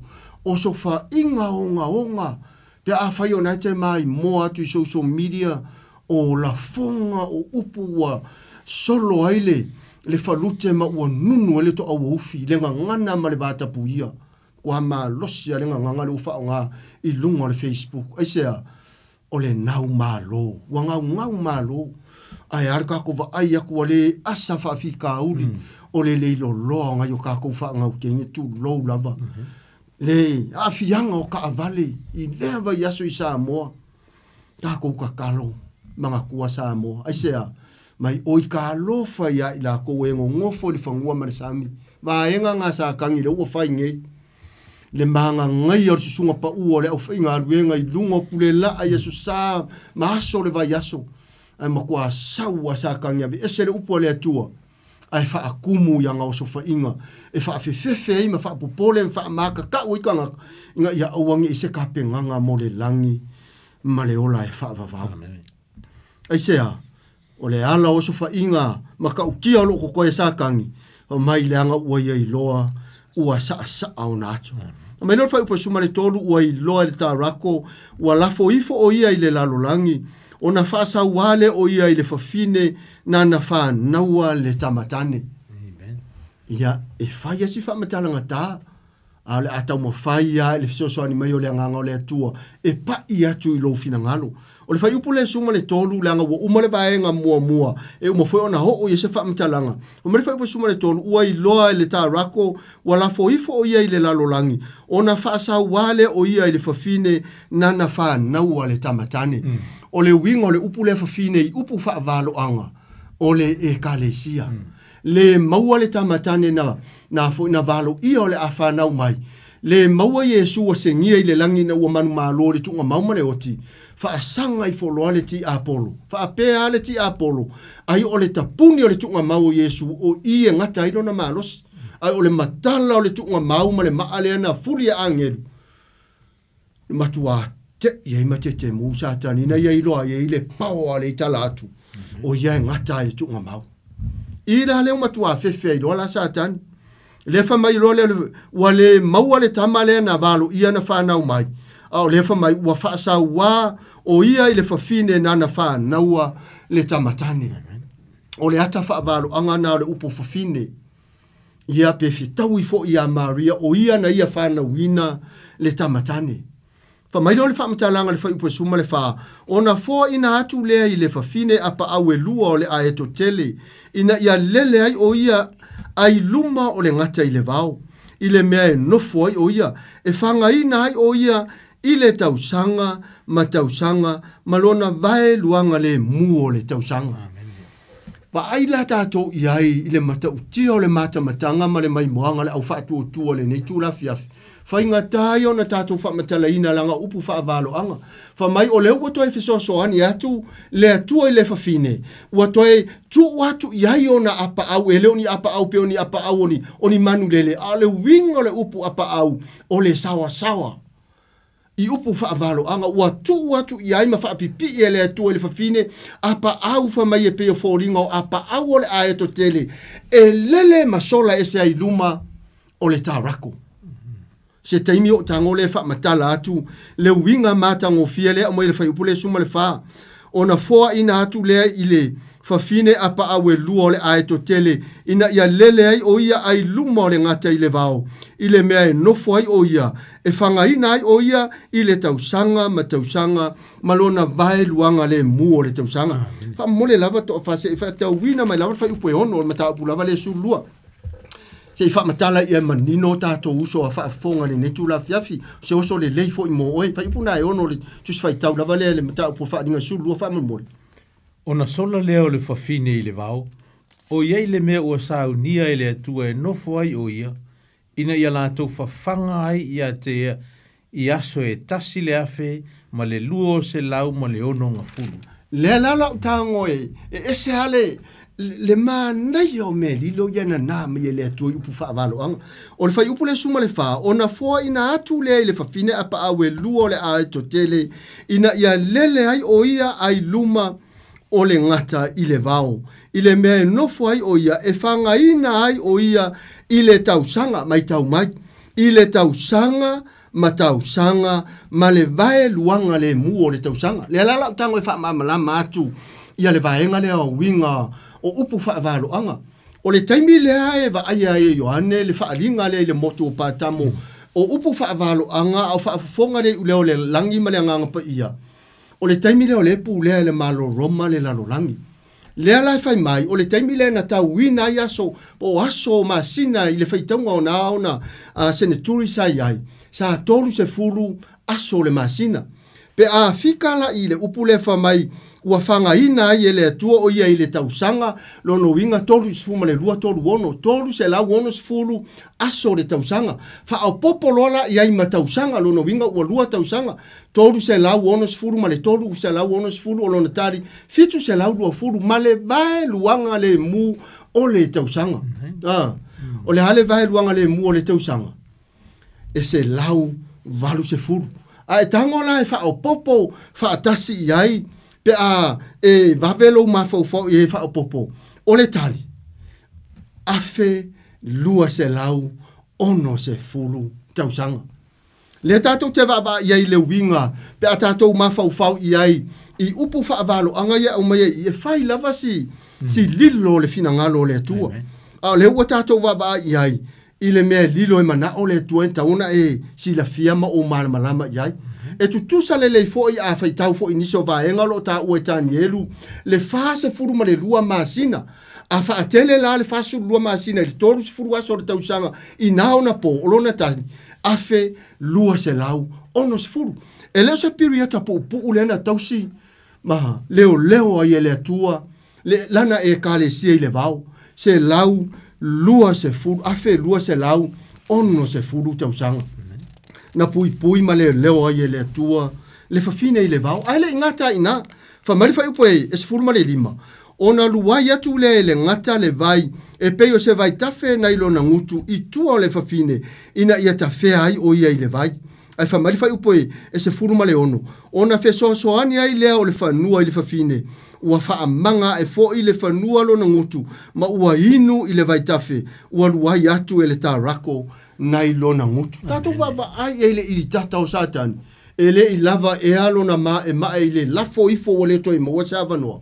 au le ua o i ate o e maau o le foi numera o le e kale sia muri a le atua au le lava e whaatau ngā ina e le ngata la ina le tarako le ua whaiona apa au ia o le whaapipi i atu le i le ata o le e kale sia e tausi ai ma leo e le atua i le afe lua se lau ono se furu tausanga i upu whaavalo anga i le vau a o le foi whamaina toa e luai atu le ngutu o sa tani po le tarako le vai tafe tele ina ia ta fea i le fafine a o le hale whamatalanga le whamai ai ona wha manga le le atua le ngutu o le ele ai follow ai le vai tafe lea a tau vava ai tātou le leo leonga le puipuinga le lavea inga le atua i lana e kalesia po lana whanau o e tausi le polo inga mata ofi le mau ya Yesu. Amen.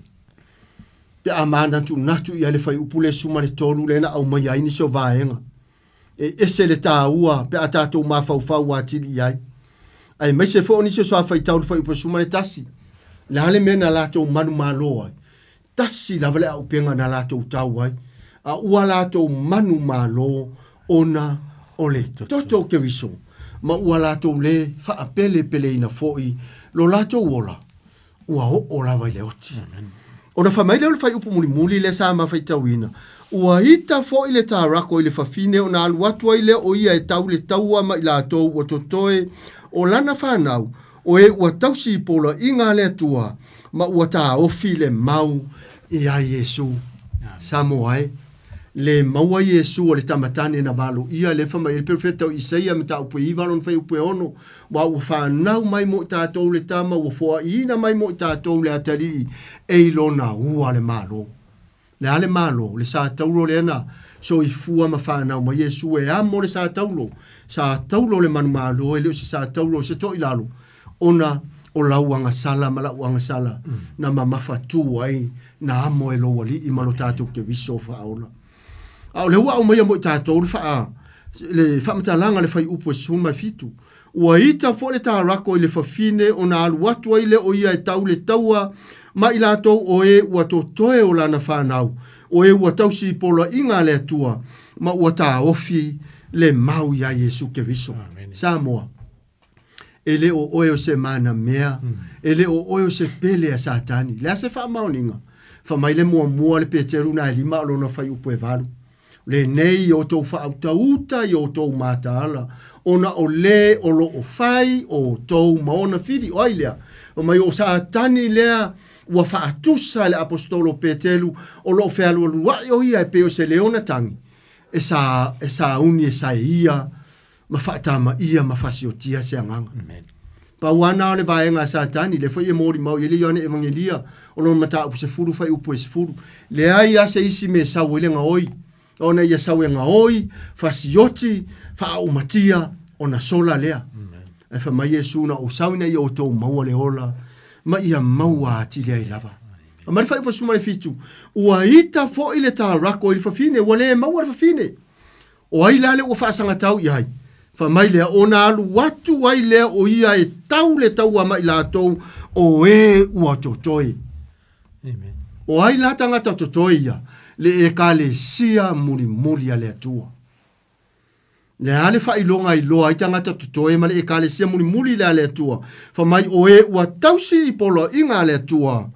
ma ua ta ofi le mau ya Yesu Keriso amen le fa na upele ale atua le wo Yesu le ne tu la fiafi matua ili tata satani ya te oi le anga oi o tangata tutoi o lo e fa tua ma tato matua fa la ngolo atu ile tua e ala ilo tato fa tua ai usi lan fa fonga se toi fita wina mai lava ile usonel mata pu lava le fa mo to fa ile fa upu mo fa ngata mo fa upu lima mata pu lava le suma lua au tato yai ile va nga muli o tato fa so fa mo fa ringa suma le lua on fa upu mo o le fa upu lima ina ya vato inisi mai moanga o tau fa ungo le tato fa so ma le nga fa alo o ilo fo i le fa ilonga tele ile langi o le fa fine ua ofu ile la o ilalo na vai le masina o ilona ulu fo i le pale ali i fetu e se fulu ma le lua.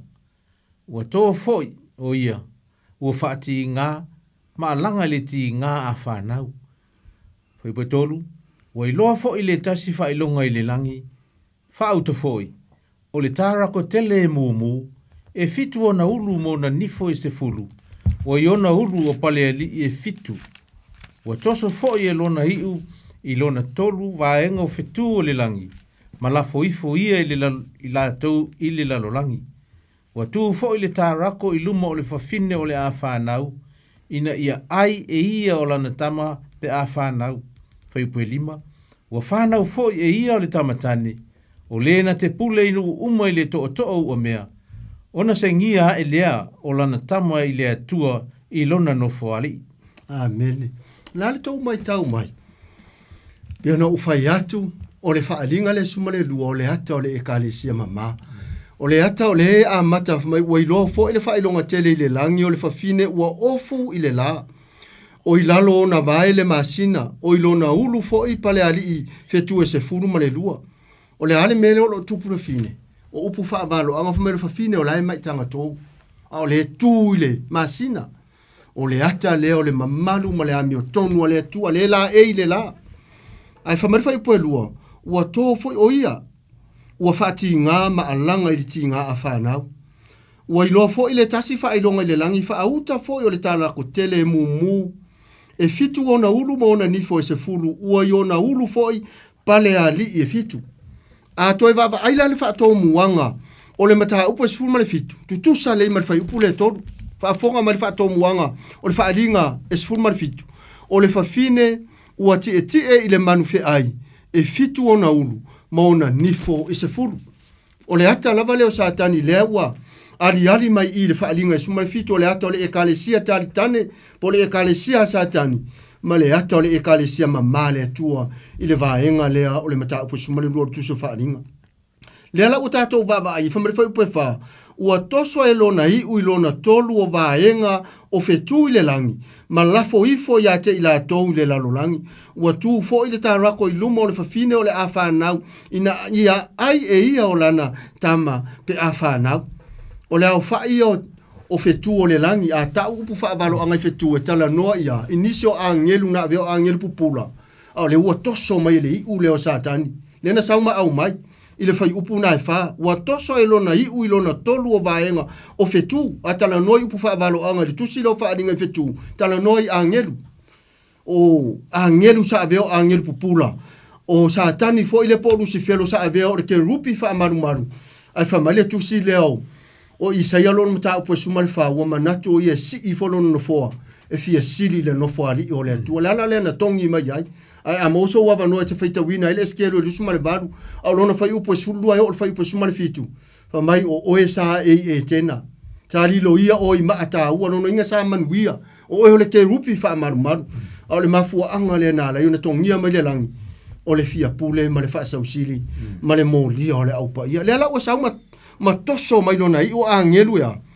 o le tolu vai fa o angelu le sa ma au mai ia o le fa inga la na o tama ia fa nei o so fa inga o le au tau sa tani lungo le nei fonga ele le ala fa mai fa upo lima o fa na foi o ia o le tamatane o le na te pule inu uma I le to ua mea ona se ngia elea o lana tama I le atua I lona nofo ari amen o ai le ua se ngia o le ata fa valo anga le nao Yesu amen fa afsanga I maleta rako I manatu au ye fa ingofio na ia fa sioti Yesu o le tama na valo ia le ta ua profeta Isaia ai o por kalame le atua satani lava I o le to ilalo ona fa mai lolo fa upe ono ona sola le o le fafine I le vao o ia ile mea I tausia e ua saunia ele atua e nofo ai o ia na ia la tau fafanga ai ia te ia I aso e tasi le afe ma le lua se lau ma le ono ngafuru le pe ona o faiatu tausanga toru se lau ono sfuru fa o popo ia ilea ia matausanga toru se lau ono sfuru fa popo toru se lau ono sfuru fitu se lau ono sfuru fa o popo ia malea se lau valu sfuru tausanga a ola na fa popo fa tasi fitu se lau no furu toru se lau ono sfuru ma se lau valu sfuru ona mawale o le tali le fa mai il fa upo ono fa mai ia tau si ai o ia ile tasi le afe ma le lua se lau ma le ono nga fulu o tausanga Samoa ia tauna ia ngale leile atua o nei upulilo e mana o le atua tauna tatou malama lama I upo valo anga ai whawhetai o le ua tatou langona ina mea ele tutupu le lavea inga le atua mo oe mo au ia a o so fai mai pesa tani e ui lava ilea o le ua ta oto fo ili mata upo e lusu maretasi o le tuso whaaringa le unga o satani ma le taimi o le a saisai ai o ia ma lafo le toe le ngata ai si tia le au pa ia le tua manofo tupu I te usanga e afe I le lang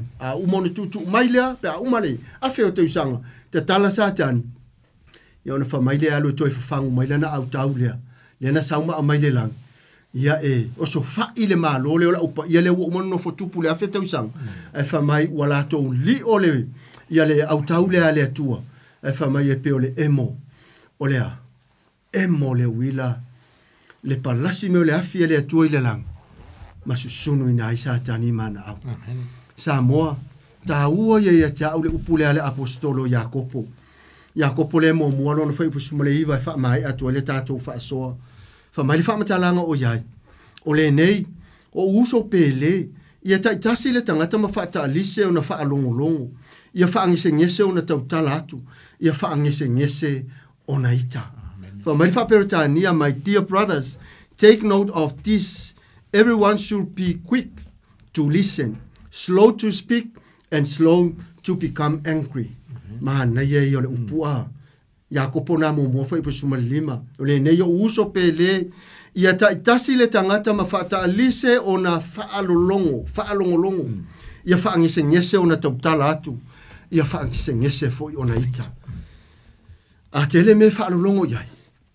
E sa unoa mai foi ma fetalai na o mea lava I maua le vi inga ai a te le vave le tātou tautala ai whaatuai le whaafufonga e tupu foi le ita te au na te le vave le tautala to e te le vave ai foi ma le ita ia tau na ianga le leile atua le whaasoa foi le neitu la fiafi tau na ia susuhu uai o tau fina ngalo ma ia whaasofia ai moe ngā ruanga na ia tātou langona ina upu whaavalo anga tātou te manino ai ia tā pena ina ai tātou mo tātou ainga ele umane pui ngā le atua mo I lātou o na tangata o le ekalesia tutoia le atua au tātou au maumata se I lunga le nei funga ele au mawalo uavanoa ia e ele tātou nunga o le wa umafoi o na whaasoa inai vai aso foi wa tuanai ma whaaleo atu foi iso mātou tauta male sunga le matua taulangi ia po ole sunga foi le awao o le aso sa anga fua nei le samo mo yuni ma le salo na lua ia fa maru atu pa anga ale toi fa ola le lu elofa ono ni nai fufuanga fo isa mo o le a malanga ai ia ile amatanga o le na masina fa pe nei o la isa mo le vas fo pe atusa mal fina ngalo le atua ia o tape nei na fo inisi ia sui tu langa so atu pele tato mata ina ia so sa ia atono le aleva ba ai mai ama umre usa ona nei ia ye fo inisi o le a wi fo ia ile ngango le tua ni so mato usa ona ia le a so ta imale uso ia taito por sunga le mo tu tau lang ia o halava le fa so ia ile taito nunga pe malanga ia ai pele lava le tato maftanga sili ona le fa tau va ai se langona a mato o mai nei o le va ai lava le sunga le o se fa manuanga le se upua mane ai mato maftanga sa moto tele o sila mai e se le mane yo le mato maftanga fa manuanga lava sunga ia taito ma le mato maftanga pangaolea o le tini matau nu fa mo nga foi le sa unia tue a ona po yo le na va ai tu malo lo se o uso matua sa mo ia o ta pena ele tua le loto ia fa matalanga na le roma e varo no fai upue suma le fa fai pu suma le fa and if we die we die to the Lord, and if we live to the Lord. Therefore whether if we live and die we are the Lord. Pe ola pe oki ka ko ka ngaka ole tu pe anga fa ku ma u fa makalang ko ke le ke u fa pe atu sunga ya tai tu talo fai o le toi fo i mesi latu ama ma ya manga ngase o le ola ya le ola e pule esea o le oti fo tatou telea to tele si la fia mo tatou loa ai ta mama tina so i fo matu pa anga al toi fa ola lu ya lofa ma se o pele o no tofi pu no mai kale si ma futa mai fo i matu tele o lo ato to so ta me sunga ya taito tu lango tu singa i le Facebook ia talo ia whamanu ia le atua ia na le luava ia solo malanga ta talo mai fo i mo tatou pokalame mana tu fo la fa longo mai sa mo ia ai te talo mai fo i mo matou malanga fa mo le mole lava matou te malanga ma se uso ia fiu ia no so fufuanga so matou ainga ia i tulanga sa kala meta o fa i poiponga nei fana ia pangale o le wato mo mala ona pole no va ia toi wa malo losi uso matua la te usia le ainga sa mo te le popole a te fa fia aita pe la vole tau longo sunga ya teito ya vole turia lo sa te awa e malo lo i fa mai ya na la tua so le po mori ala e ola mal mori fa pe mori la ko ai ya o turia lo sa ke le do ko dis kanga kala sa ula i dunga longa fiba yo la nga misa mar ko o po la fo e dunga nga ngumela ai ma nga yo tu ala lo teito ai pele lava le tato po kalame fa mu ia le tua ia le tato po kalame ni ne fiafi ia me so nai va ya so la tato le mafuta ai fa tai fe usa una ne ya to fa pa anga pele le loto to sila mai o ma u folinga o ato le fatu tua le mate ta tonu le mate lo atua o to me se sunga ya teito la fa ina tato se talo mato tama le langi fa tai mo le avano fa tai mo le taimi fa tai mo le up ma le ma fa una mato to itala no fa so ila up pe a fe mai le oti ile to mi fai fona mato to vivi ila ufiu pe a mato ta oto yo mato moenga le tu mau ta lo fa manuia sa mo fa manuia fo ila ona ya taito fa mangaro se upu alape mai se ona mato ta mama tina so i fo mato o pa anga masani ala mato po kalame fa manuia fo ila ona mal fretu o po kalame o fo sa uni mai ia manisi po kalame fai o nei po taito lo ina la ona ya taito kiute fai o nei po se tami fo ia tu la ainga ia tu mau le fi mo la fio faiva matiu to le vaiaso fa na ia o onga ia mai se for te talo le o amatua fa fe ngai pu nonga ma e kalesia ia velo la tu talo e menu ia faiva ia lo faiva ai le fa fo mo le fale e o lava ina i fa na pele ia de tau malulu ia fa pe na ona ia ilo mafana o ngale leta ma ina yo mato ta mama tina ma tu ma se o ma yo lo fe ngai ni si mai fa umi ma tu ma ainga fo lo ia fa no ngolo vala u le oti tu ma mai ta ma yo mato no ma lava le lo tu no la fio le file mo Yesu Kristo ato ai ta ma le mafanga mafana ma lo ngasa fa no ia fo mi ta ilo fio malanga tu fale ne ne fiafi fa afta Yesu amen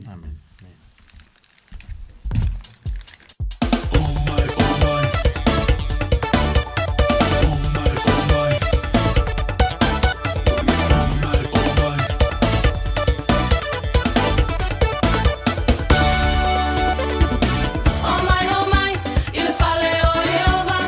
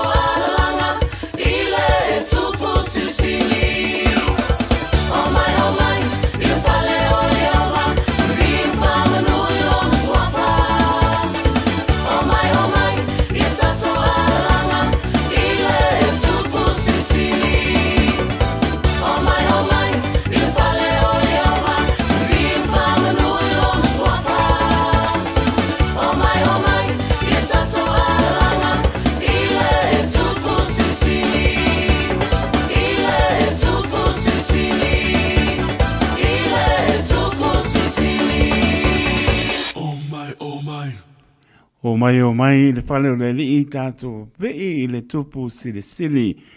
Si vong mani everlasting praise ne vo I vainga vo le piafi na ua tu lai mantato taimi pa mi rute. Te ale tu la hiva fa mai atuai le tato programe pen pa pongan maro tato. Tulu toi pa rola le ulua I alofa. Te pena ina toala manu fotu pa fonoo. Sunga to ina ya sung for to ina to fa ma pepe ya pen pa pongan maro le tulu ya tonu lava man tato ta pena I taratu o le tunga mau. Lo iai lo li oli ma fia tato te le te iwa o tato ta pena lava. Ele nei o langa e soi fuom tato volai. E lo stato no umone nei. Mo taratu o tunga mau lo iai lo oli ma fia pe ambai o tato whaia lon pingano.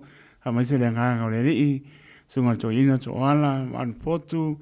Pa funua pe po ele sunga to ina ya fiu kuini sa ala me la to uma mlangatu manuia te ai ya manuia po tanto pe lo yai pa tai mo program le nei po le ta per mai ia le sunga ya pasta titi sa pe man pa to ya tani ar tanto program man mano le pumoni sa mo le no pene o si mai ala pa ponga.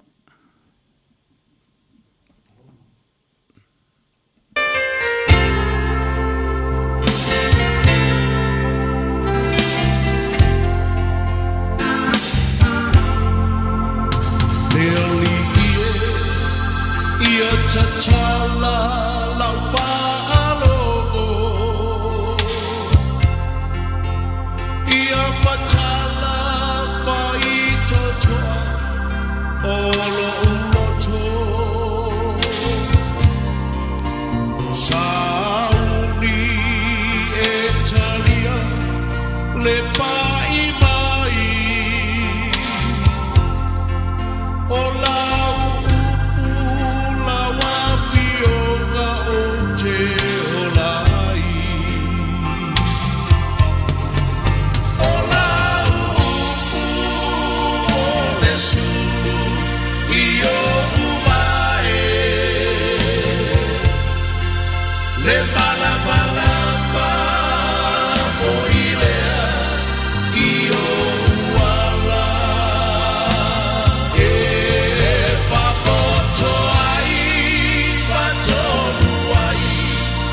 soy puaga ola e paia e ai le mana wa o falo ile upu mai lo fofoga le alie ua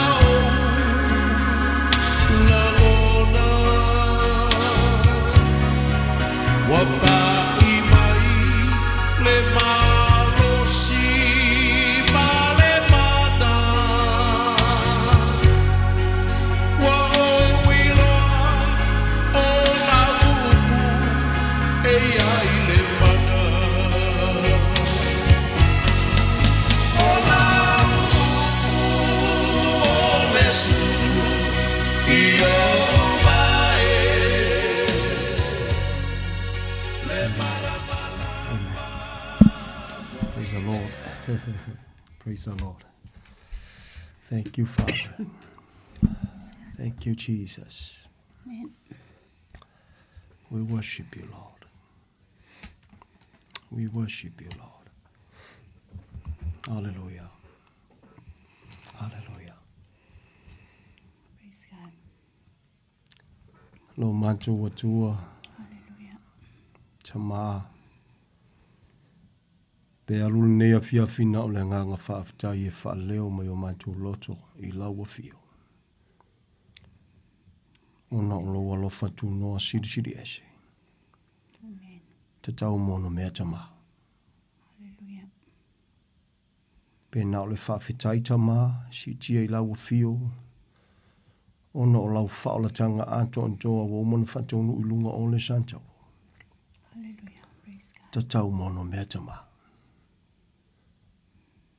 Ia vi ia oe whavavau.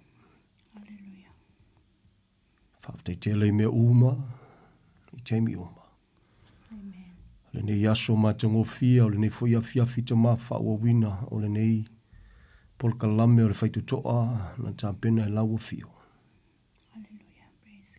Si tia ua olofa mea uma I le amataina, si o lava ina whai wina te maa. Me si tia atu ua olofa Samoa te maa. So se Samoa le a whaafafonga le nea fiafi. Oe foi o lo mwhaina sila mai lo mātua atua. Siti o alofa mea uma lo mātua atua. Siti o wala, siti e se lo alofa tunoa. Lo fina ngalo alofa ia whatonu wale o le loto le tangata tama. Whapte ia tu ele foi fuala upu moni o lo ola o lo ngalua I so se teimia o so se mea tau alanga inai. Mātua whapte ia tu ele imali fuala walo pele. Ngalua lo wanganga pa ia tama. Whaungai nai leo la whatawa. Molo malo molo vi inga. Malo puipuia I mato uma yopa awalofa. Tu mau i ante oila vi inga nei maso uma tama. Whaafte tele ala ilu walopelo Yesu le te talo. Haole whaafitai. Amen and amen. Amen. Praise God. Praise your holy mighty name. Hallelujah. Ya bi yeleli. Ia mwhaftai a tamai leo noa. Tātou au lia mai foile nei tu la lea fiafi a wale whatau nuina tātou po kalame māsani. Lea susa ma lea susa. Pelevi ingai lea tua lea noa. Ia whapenauna tu atu le au whatalofa. Ia mau whalofa atu. Isi o tātou atu nu pele o Samoa. Le nea fiafi. Whatalofa atu. Swafa whapepele o Yesu Keriso. Amen. Whatalofa atu ai so se taitai lava so se to vine ia. Matai le ia sunga whawhea inga mo la tau whatua. Amen. Ia whapea fo ile au sinsino Samoa. Ta mama tina matua. Uso matua ngane se iao o lava I alo ma whanau. E whatalo whatu tātou por kalame. Whatalo whatu fo tātou paanga masani. Ia e mai se o lo no whatapua ai. A wā fo ile por kalame whaungaina lau au na whatau wa o titi salepea. Whatalo whatu. Whatalo whatu fo I tātou viewers I lunga Facebook, le YouTube. I o whea lava lo o awa tuai le tautua le ne ala leo. Whatalo whatu. Whatalo whatu fo lau au na ia taitoia. Matunga lua fo le nea fiafi malo lava le whamalosi. Malo lon sai. Whamanu e tele le atua I lau sunga le ainga. Ia whatalo whatu fo lau so le nea fiafi taitono lo tapua I mai le nea fiafi. Malo lava le ngalulue. Malo le alofa I le atua. Whamanu e tele le atua ia te o tau malava. Ia ona lasi lau lo whatalo fo le nea fiafi. Ia le susunga ia titi sa le pea o le avia maa whea awa le atua le nea fiafi. Ia wana o se au au na whatau wa alava le susunga. Amen. Ia taitono le whaunga mana le atua. Ia mai se le malosi whalea nganga. Lo maua I pea. Awa ale tau alanga ina le upo le atua. Malana fiong pa ia. Whamanu e tele le atua lau sunga. Ia e mai se fo le whafonga anga. Si o tātou atu no pele o Samoa I le nea fiafi. Vi ia le li. Praise God. Amen. Hallelujah. Hallelujah. What a beautiful day. Amen. It is. Whawhetai tele I le tua le nei fu yaso. Mantango fie. Ya. Mo watu le malama sa. To tele sa tapua. To tele sa ngau pengsingi. Ai le fa pe fui la o nga o ko ile pensingi te ngata sa nga ia tapua I malona loto o le tua la ya nga ia ia tapua. Amen. Ha? Fam talanga tus poia. Lo sa idi tama ye tapua I fa pena I le nganga e fa vai ile memoni. So of course. Fa talo fa tu li my dear. Fa le hotel ma fa talo fa mo sia pele a. So I fo manuia le lofo le tua le nei vai ngole fiafi. Tolu fitu te sidi mai tolu numero mfaina e vala au mai ai. Na mia se fsoswani so se vai ngol tus pa ia te fia mna mia ile fsoswani ona onga e mese. Lona tu langa o lota otopea. Be te tau, be le te tau ona a uina fa malosia. I lalo o le alofa tu noa o le tua soifua lete soifua mo mafeola ai. lea o le alua afe tausanga talu ona establish le lofa tu noa siri ese le nao le tua. Amen. Praise the Lord. Yeah, te tala atu le nefiafi. Oh. Hallelujah. Hallelujah. Whawhitaia I le tuelo na lofa. You know, it's very, very important. Vi ileli. Te tala atu le nefiafi. Ia, e shasha, o le neia soli mai tia, ia, antonu e, ia, e mo me kako. Vi ileli. Praise the Lord. Fatalo fatu le nefiafi. Ia fatalo fatu le sunga whawhenga, ma alo se fumo me langi ma. Ia, so I fumo nui e te lauso. Ia, o tu lai pale. Tu lau sunga. O tu lai pale. Ia, malo so I fumo nui a tu lai pa. E ma alo, ele e pe singa armadi, e luani me fia talo atua ili ne, po pe a ise wanoa. O se whawhisili po se... Le soani whapopo.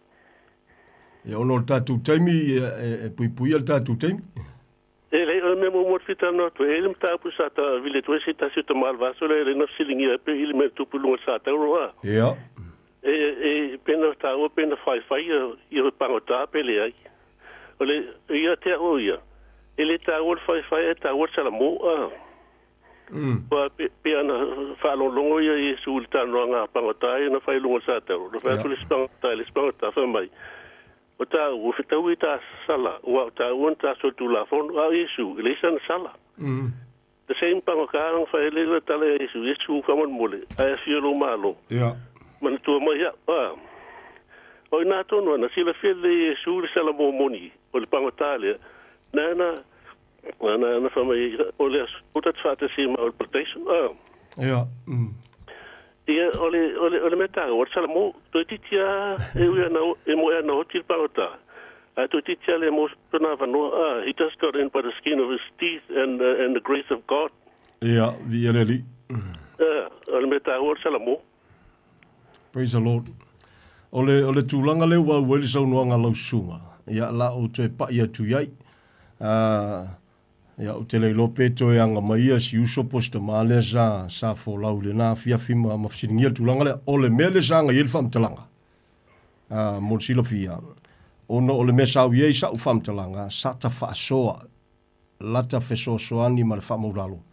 Ole puipuinga ona iai maua tuspa ia e kasi lava le eventi le e tupu, po le sa tupu. Ai o le lua viu ia I tutono tuspa ia.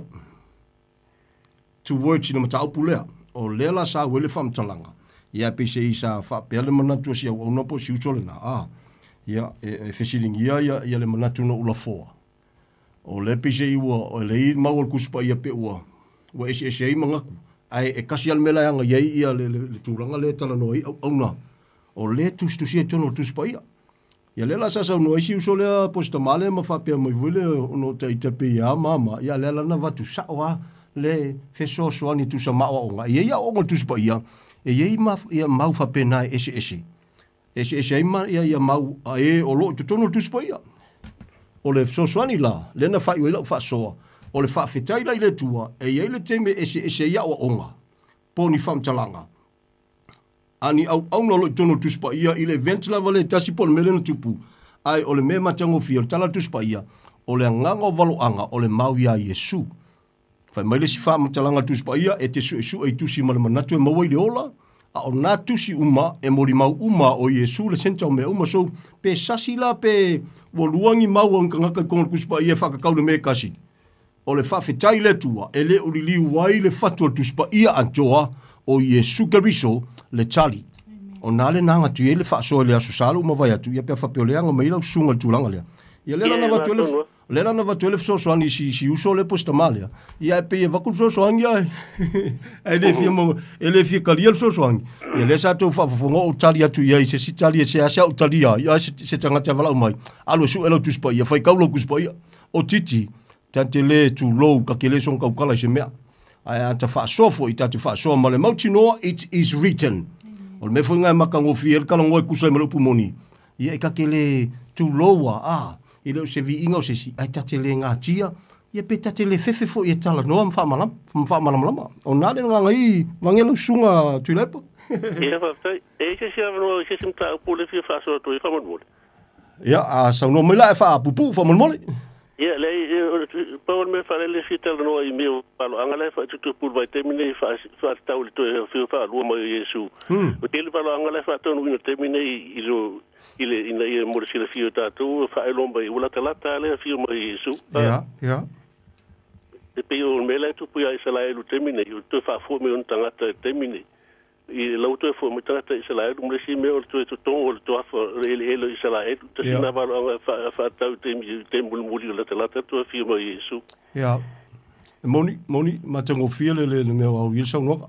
E tele ia valoanga ua whataunuu, ai ei foi valoanga ia ele I whataunuina, ai o le whatu atua o le sosoani al polkalame. E le mawhai anga songa pa o ase mea, se I wana ngaua vesele ka le sia le tua na whatauina I le toto o Iesu Keriso.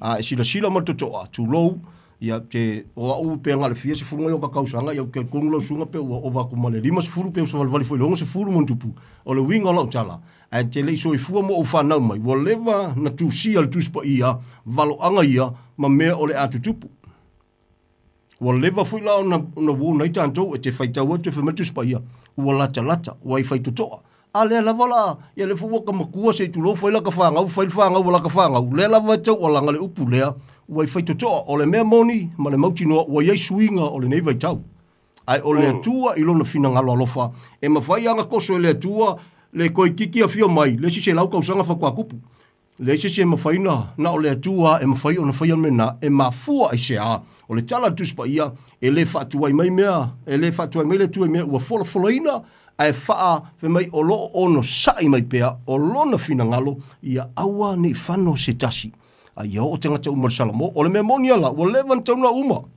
pe a fua foi le vai a susale kan ngol kuspaia vai a susale fiku se furu o ngoi vala o kava ko kasi al vai a susale tutoi ale o le alua fe teusanga ma tau tia le lofa sitsi ese o le tua ia tu lo so tu lai pa pe ona le va tu se fam talanga e moni o kele me o ka ko vai a ko o sui ma ka ukia ai me songa luenga al fainga malo mang fe ai lo ka o ko le wa nga lo le kalesia e ave se lo le kalesia le tu on fa wina le toto Yesu so stangata o salamo moni mataria le ri patum lo ka manga ka lo foi se Samoa e sen yangel fe nga ngol file munga o e ola pe ngol fonga ele nei ta lo fa ya te oi Jesus that was crucified on the cross, the only answer to this whole entire world that we are living in.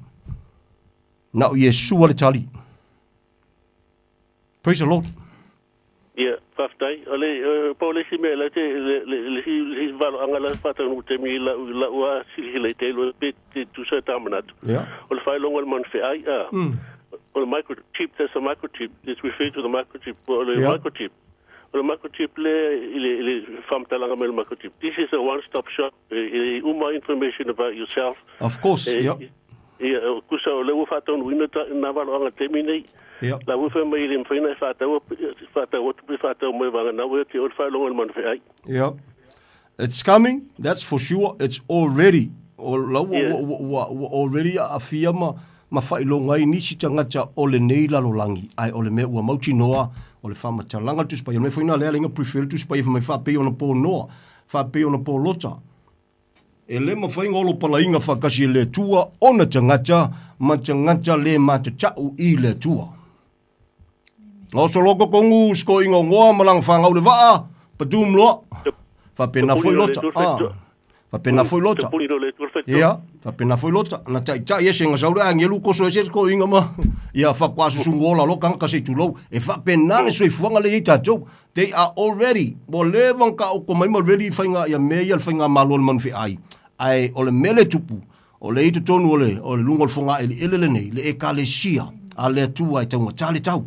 O le toto Yesu Keriso na whata wina. O le ekalesia. Le kau fauma falo wa ngi po ile kalesia moni o le fantalanga tu spaia the inner person of you o le tangata lilo lai tong o le tangata o salamo moni matalia Yesu Keriso I lona olanga o Yesu ele sianga sala ele pepelo ai ua fasa te roina ona lona lofa ya te o mau o le kalesia moni ale na le tano ai Paulo fema ya e tau ina mavae ma umal tangata I fafo o le tangata lai tonu tangata le o surrender ile tu ala ya Yesu Keriso tangata lana fe mai a e malosi pea e tupu pea aisia e leo le fita e leo le malosi not only that's for mai a o le fatuatua ma tu te savavali mau au nai e leo le tino mai o mea o le kaua ia ona o le matango fia me le te saunu ai o le uso tu loa e ori ama fia lo kaloko ka ke fa so se tu lo e ona e leo se vi inga sesi ai o le ngo fainga ka fo ilia ia o fele le bo le mea o le no sa mopo ai kongul o fele fa longo ia ia pa le tau te au ia e ta o te lio i su ve mo fa o lo fa o lo wala na le lang ai le ta o ni fa pe o ngalu nga fa pe mai pa lo e le sa o ngalu e sa o te lio i su ve mo fa amen o Yesu le ta ia fa fai mo la no ne fia fi Emmanuel fo fo le fia fi fa tai va ngolo toi fa tai te lo so vala mai fa mo nge fo le tua e te lo so mo lai fa so fo ia mo ni te fa so fo praise the Lord. Praise the Lord. Fatalo fatu le ngango falalo, ne vango le fiafi. Talofa. Talofa tasi. Talofa lua. Ia faso e fua. Praise the Lord, praise the Lord. Ia le mo toi pa, ia le matango fi fo sa no nga siuso ia. Foi le, foi só foi só. A tu le pa, ia ole na o nani nga ngai ka por kala meri la susalo mo vai antu. Ia le pi e vakule lo fari ba vakul so so angia dia e ka ai mai ma. Ole vi ia le li. Fa ftai ile tua.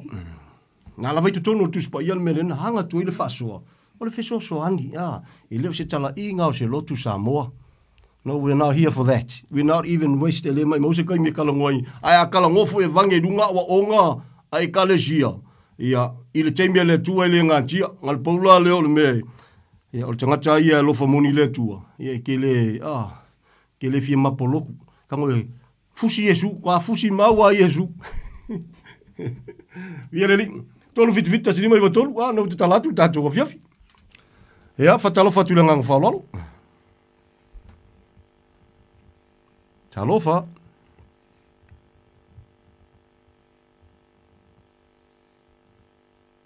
ja. Talofa. Ja, toi fatu ma toi tam fai mai pa fai o nai te fie tam fai mai I se me na miel so hani Vireli.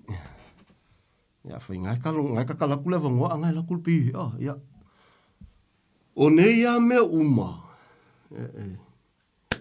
Malia foi le tela no ta mentioning foi ele fa so si ai a so matua ia por sunga foi la o ia tai tu ile so ile ele ku fo le rangi ia o me foi fa pe la ngole tau fa le nganga ele lo po ai ngi le ka mo foi mai whether o ni si o lo manga o mi le so so ngi ia po ngaluenga fo ia al po diuri foi inga ka mo foi fa la vela vela fiafi so se mingoia ke mingoi mai in Jesus name satani ia o mantu manu malo ya I me umalava ono Yesu ele se malo se ai ono o Yesu Keriso ai o le upomoni e lofa Yesu ya ita to uma a fete no mir so soni ya na mowolo wa no te tala le avanoa ya fa yo se situlanga ya so soni le tua ya te oi ele se tala inga se lotu ani aso te toe le soifua po le ola fatau va ia ele mai maua se gaime kalango ai kala ngofo e vange runga wa onga e kalesia ia sei tu lo ngofo le lele runga longfo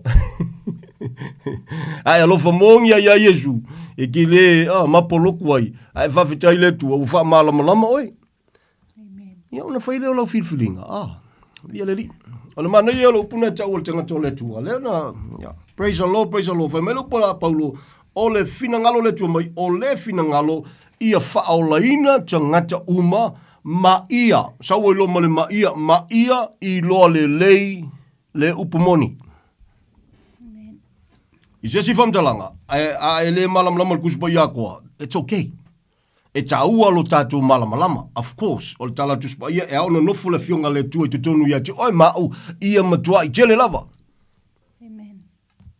it's important, but a wingal fam talanga ole important le e muli mai ina ua e salamo moni matalia Yesu Keriso which is ole memomua le na. Awa mafaya foi nga pese ma le leila si mau kuspa ia ala ku Yesu fa folo langa a e maliu e tele sala momoni malia la sunga. E se foi la fa va we gal wai. Ai ole chau. Chau le upo le tu yo tato langa Samoa. Praise the Lord, praise the Lord. Ia pe fona mane foi le ma tango fiel fa so foi so le na bala mendi ia. Ia ole kalianga o Yesu le tat. Wa ima isi mau mea iai. Ia ole tele isi valoanga. Ia it's not for us Pol kalame le tua. Vi ia le li Samoa le tunu pele. E sangi lor whainga malo na mang fe aila ua saungi wa already. La ua maka ngā wao ifo kama Ia whainga malo. Praise the Lord, praise the Lord. E sangi loa. Matau tia ia soli. It will be in between o se fulu ile se fulu lua. Malo e saingia le whengainga le ngā. At the moment, ia o lea eva mai le fia se lau whainga malo.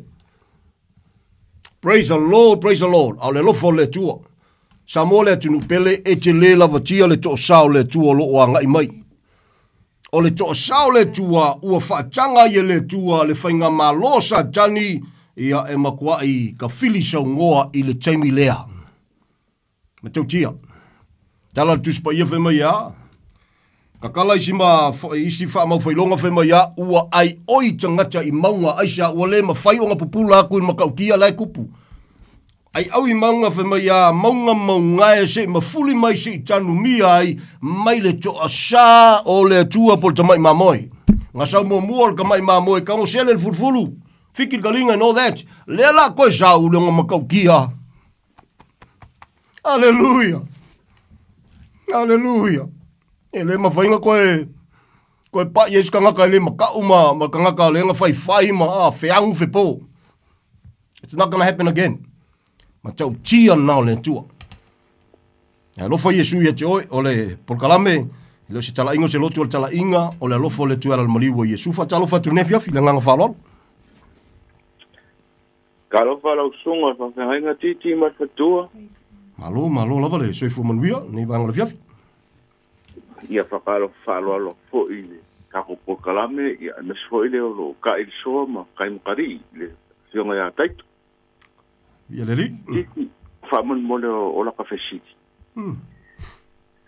I le pe i eisu pe mwhainga e whai mai si ngā whamarmanga i le mele o le papakisonga. Papakisonga? I po koe ka po koe po ka kau koe whainga me pele.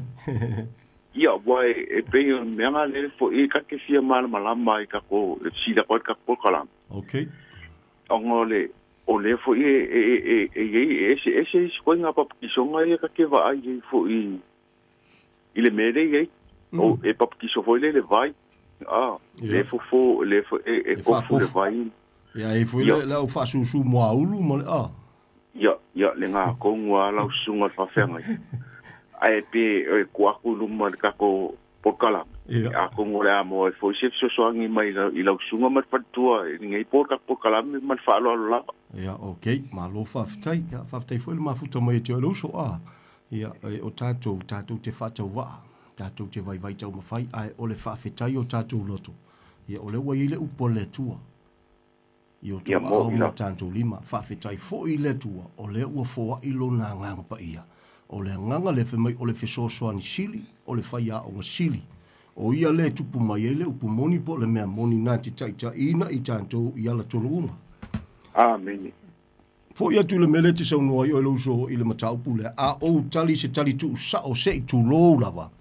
Peke papakiso peke le papakiso i le vai. A faiwa e salamo moni ma e fatuatua ia Yesu Keriso. Ele fisiningia lo ufale le langi. Yesu na fasa taroina langa ia o onga pese ia le papakiso pe fisiningia lo walu le langi. Ia se tulo ia atonu o le malama nisi. La tu tisi ia la o onga por fitalinga Yesu siko ingo niko temo. Ia one ngalo.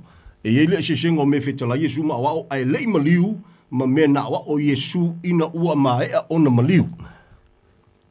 So ele fesiringia o Yesu na wa wina le tulanga le o le baptisonga Ione o le baptisonga le tangata o Salamo. A Salamo ona baptizo le.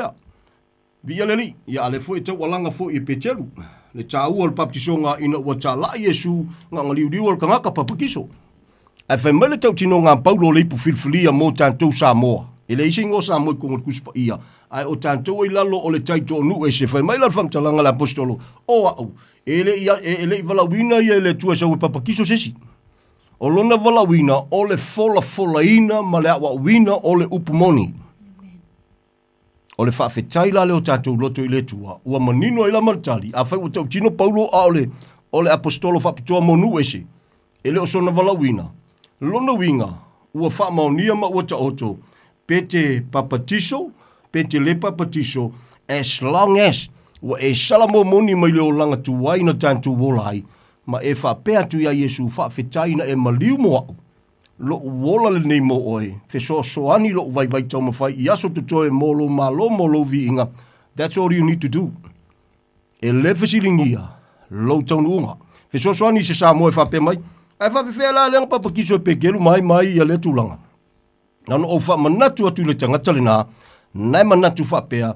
Alo e whai tau wha mole. Tala lo inga ngalo. Kone lio mo sionga ainga. Mua. Wha manguia le tua. O Sofia, papakiso inga le nganga pa ia, muli, kwa kofu. O le maua lunga lea, ma le matautia lea, o le lofa tu noa, o le tua, o lo tau alanga ina e paulo whai mai a, wa o moltino ia iutaia whaatasi ma e le ni mua le mataupu i le salamo, lua, ma le whaatua ia Yesu Keriso. Tau e manino la malama le upa le tua. Ia soani foi la nganga le tua i lotu matapua inga e manatu e kaunga e kofu wakwa a kakawoli kuspa ia peno o soso atu. Ia tu e lauso ia tali tu sao. Ia, you don't have to. Ele whapese ilunga ki papakiso wakwa e saole le langi. O le teimia te salamo moni e lo loto i lumo le tua. Ma e talia Yesua le na maliu mo oe moa. Whaatua ia te ia. That's all. A koe manga o mia lesi sa mo se si vam kalanga koe fala o kele ai ia nga koe fa manga ko sipang kale sa lesi piko Yesu la me nga le fa ia Yesu alu se e papakiso. Hello po Yesu, today is the day. Aisha ua fua ile tangata le na va aya I me matango fie lua o me matango fie na va aya na tatu faita wina tu spa ia na pe na tupu tangata le mua nga ia acknowledging o il kanga sala ingo fa ia kulang kamale fai pa sorry. Se le awe ke le mafufau, waka kauri ka sala. O ia le tatu te wha, sa te urufatasi, e le te tau. O le wa acknowledge te malo le, po le pangu tālea, o ia le tangatanga sala. Whaasanga lo ia Yesu whai mai ia. Yesu, whamole mole lava, ai a fiolo malo. Mana tua mai au aisha, e lo le pangu tālea, o le tangata le ula wha, la tu te wha sa te urufatasi mai ia. E mawhaiunga wha sa o lo koar kangaka. O Yesu Keriso lona suafa. Ia o lale tali. Tali manino upa Yesu ve mai o le aso le nei. Tate fatasi mau. I lo pau taiso. Beautiful. Ia ngafso soangi lei. Ka ngaka ia whai mai le papakiso wale o le langi. Ka kua whai kaule kuspa ia whamolmole. Taua. O le tala tuspa ia mai paulo. Vai tonu ina le upa le tua. O le esesenga o awa onga e o lava ia Yesu. Even Jesus himself. E ia o onga na o Yesua ele maliu. Ele ko ia o inga ka kori kemi lingei sa mo. Let me say that again. E ia o onga na o winam fetala ina Yesu Keriso. Ele to ia o wina tantu e o lava e ia o Yesu na fetalai. O le tāua lea. O le malama le lei. I le upo le tua wha mole a. O te ita sa mo. O le whaso atu nauso. Ia. Whafkai kele lava. I lau sunga le whawhengainga. Man kako por kalame a kongo le fo ua mangingo ma malama la ka fafsi. Praise the Lord. Ua ba fo se malama maanga ongo le fa malama mai fo ela sunga fa fenga nga e mo dia kula fa kai kele. Ia fa manguia kele le kua I lau sunga ma le. Nga ti al tatu fatawa. Por kalame ia e manguia kele nga wenga ngai po ia fa traspele tua. Ma so ani mo lau sunga ma fa tua ia e lo fa tele atu. Fa kai kele lava mo la no. Ja, fa aftai foi le vala mai te loso, ang le foi le li te loso ma le ainga. Fa so foi mo le te. Fa so foi la. Fatalo fatu la ngang falalo. Tai lava mo le avangoa. Si au faukuanga si a mo le uso le anga fesiringi. Ia, pape fo ila usunga le faya onga ma. Oi pap kiso. A faya mai pap le afionga le li pap kiso. Oi pap kiso. Ia malo falo alo lava. Ia, whaafitai le wala o mai. Malo whaafitai le tau mawhai mai. O le tuspa ia lo te tala noan tu, te leo tala noan tu. Foi tai se skusi komi. E kaulang whai le ri renga i lenga le si piko Yesu e whai e alu lai papa kiso whakua alu le langi. Bi ia le li. Praise the Lord, praise the Lord. Tau tinonga tangata o le tua. E ei tangata na ia papa tiso ina, e le i wala wina o ia e papa kiso se si asia. E mawhaianga e papa kiso se tulo. Ai alu se oli. Pe se le Yesu ngai ki kapo ai. Pe se le nganga ngai ki whaalongo ai. Pe se fo i le tala le lei. Tolu le lei a me kuku ngai kau kalai paulo. There is a different Jesus, a different gospel, a different spirit. O le tupuna le alofa i lota loto Samoa se tulo. I le te elu tātou tangata. Ia o le whainga kao le meo le mole le malamlama le tangata. When you don't know that you don't know. O le whainga ka ia na ngai whaingo fia tu na whaamau lalo le loto le tangata.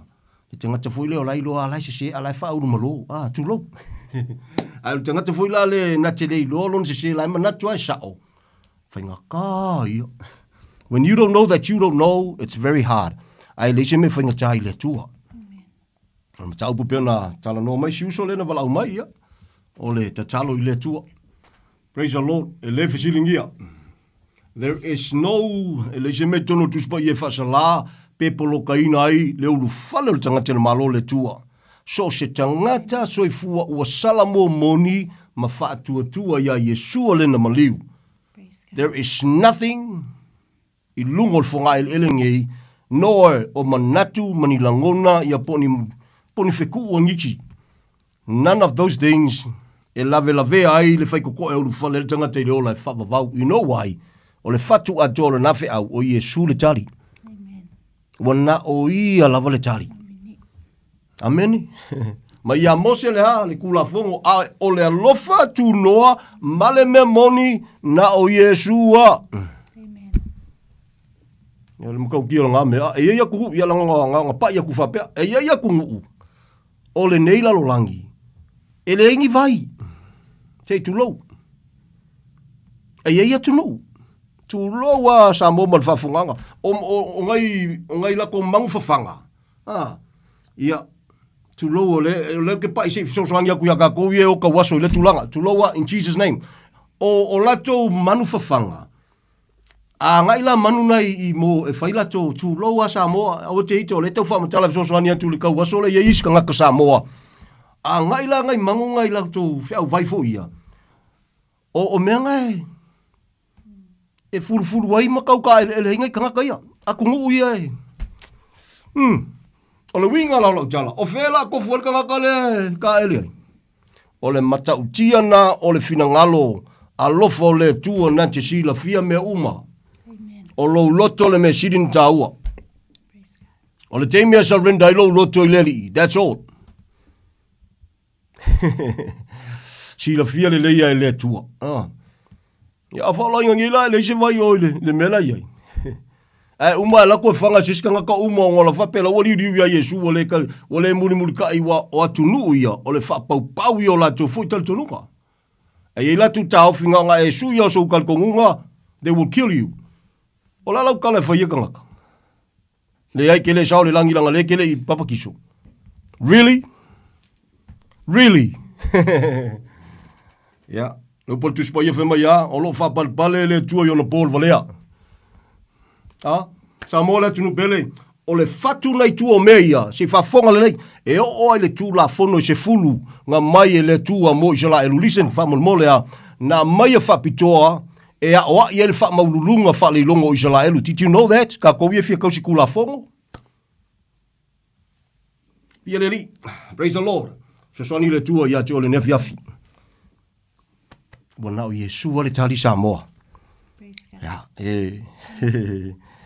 E tātou te le fia tala no foi le mapolotu wala ngai umolonga makele bailis ka ngaka ia kami mai loi ko langa ngai lo ku fia mo fia no ka koi amen ka koi haleluya ole au na fata wale tala no antu tati tala no mal fa maulalo tati le so na tala no foi se mea o lo so ifole tu ia oi ka ika fa ka wa ka ke maka ile tu amen ai awa o mai le tu ile na upuela lo na nganga pa ia then e mo le malo si mai le tu ka ke le fefele ka ukalai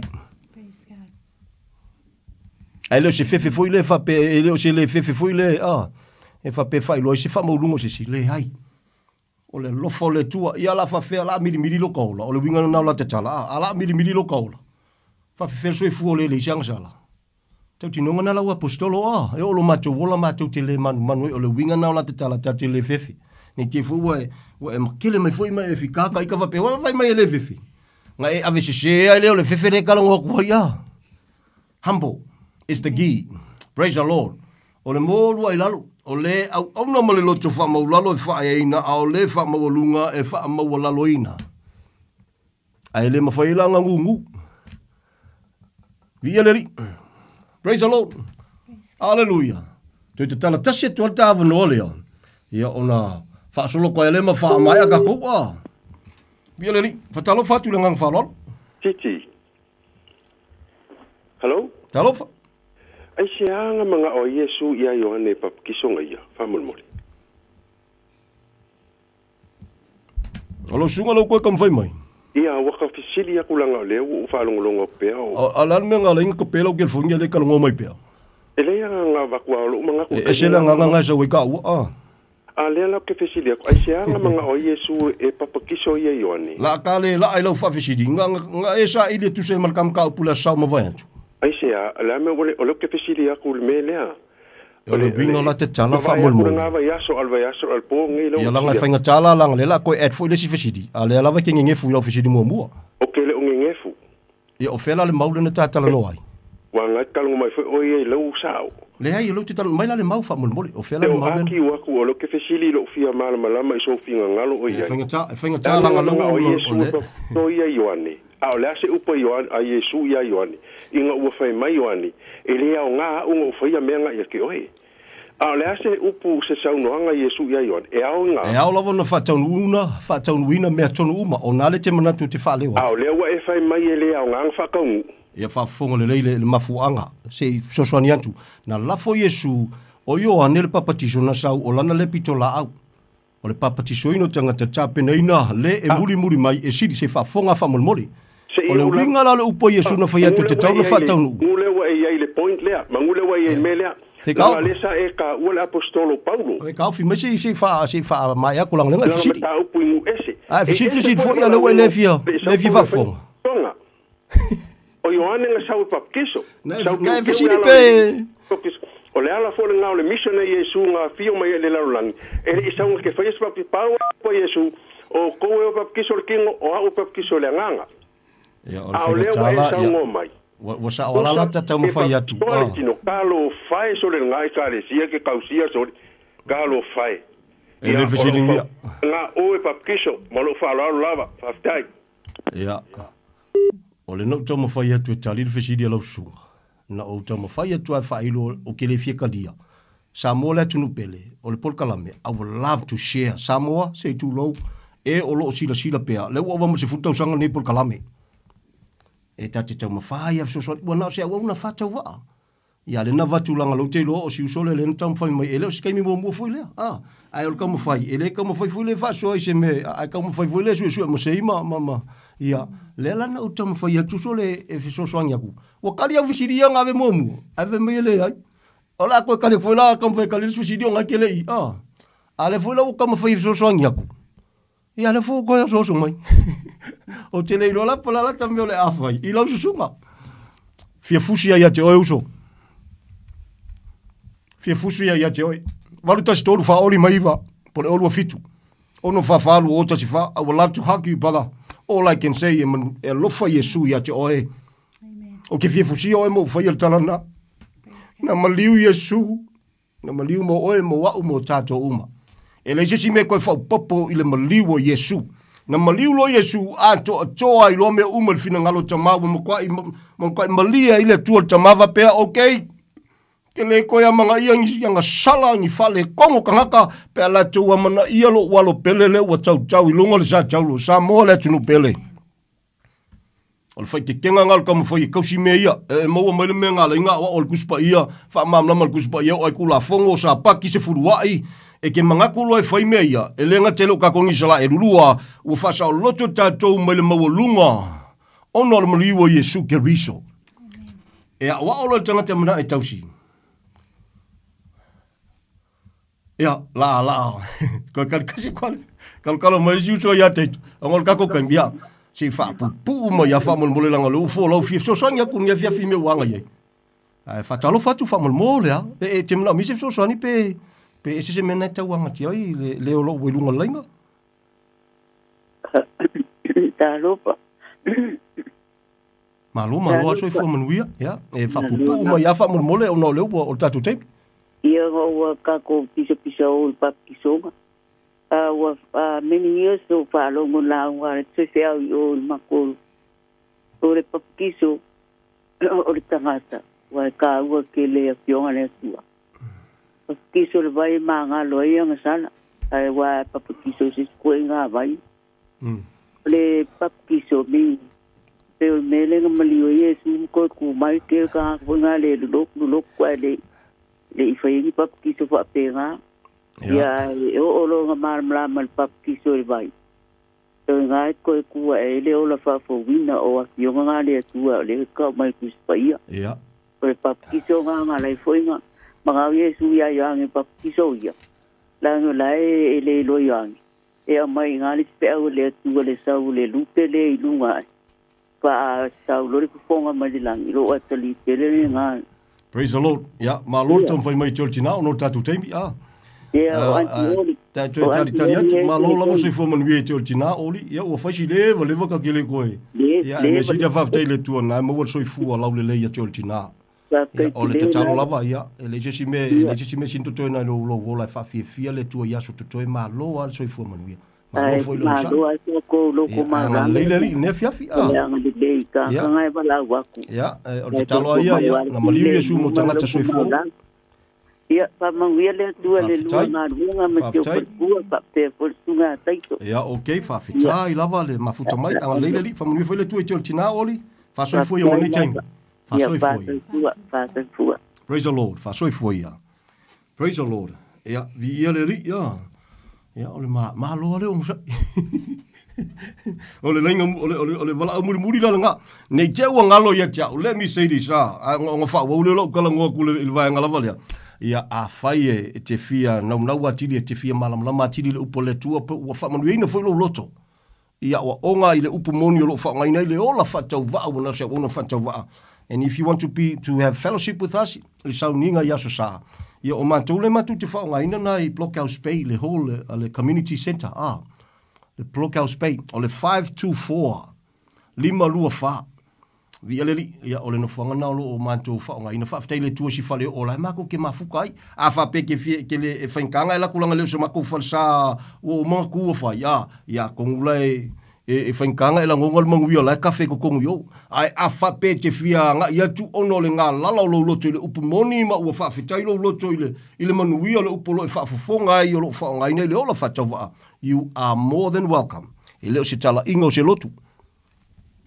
e ke le sau ke lo di loku ke le sau ke di loku so fa fonga lo o le se fulu tasi i aso sa te tasi al sau ninga ya sa e kasia el kasia fa maile le apostolo Paulo e kasia ele pe o se ku ile makangi foi le ku la ku le me pisa we ne ai e pa sa fa o le wingo le vantalanga e ko ai lo mo ele nga we lo pensingi you are more than welcome sa mo le tunu pele o le lima lua fa Blockhouse Bay road i Blockhouse Bay ia pole community hall Blockhouse Bay ia lo matu fa ngaina ya e la no fanga wala nga telele si piko lunga ma si piko kelela ila lo manto ila lo pito itua pe afia suatu feel free ole se futasi tato mafuta pe fa nga foi ke ngo fo fale kile ya su kapoinga ya ai ole mesidan tawa O le upu moni, o le upu le tua fioswani ancho oi. E o longa pupulo mata sa mo le upu moni.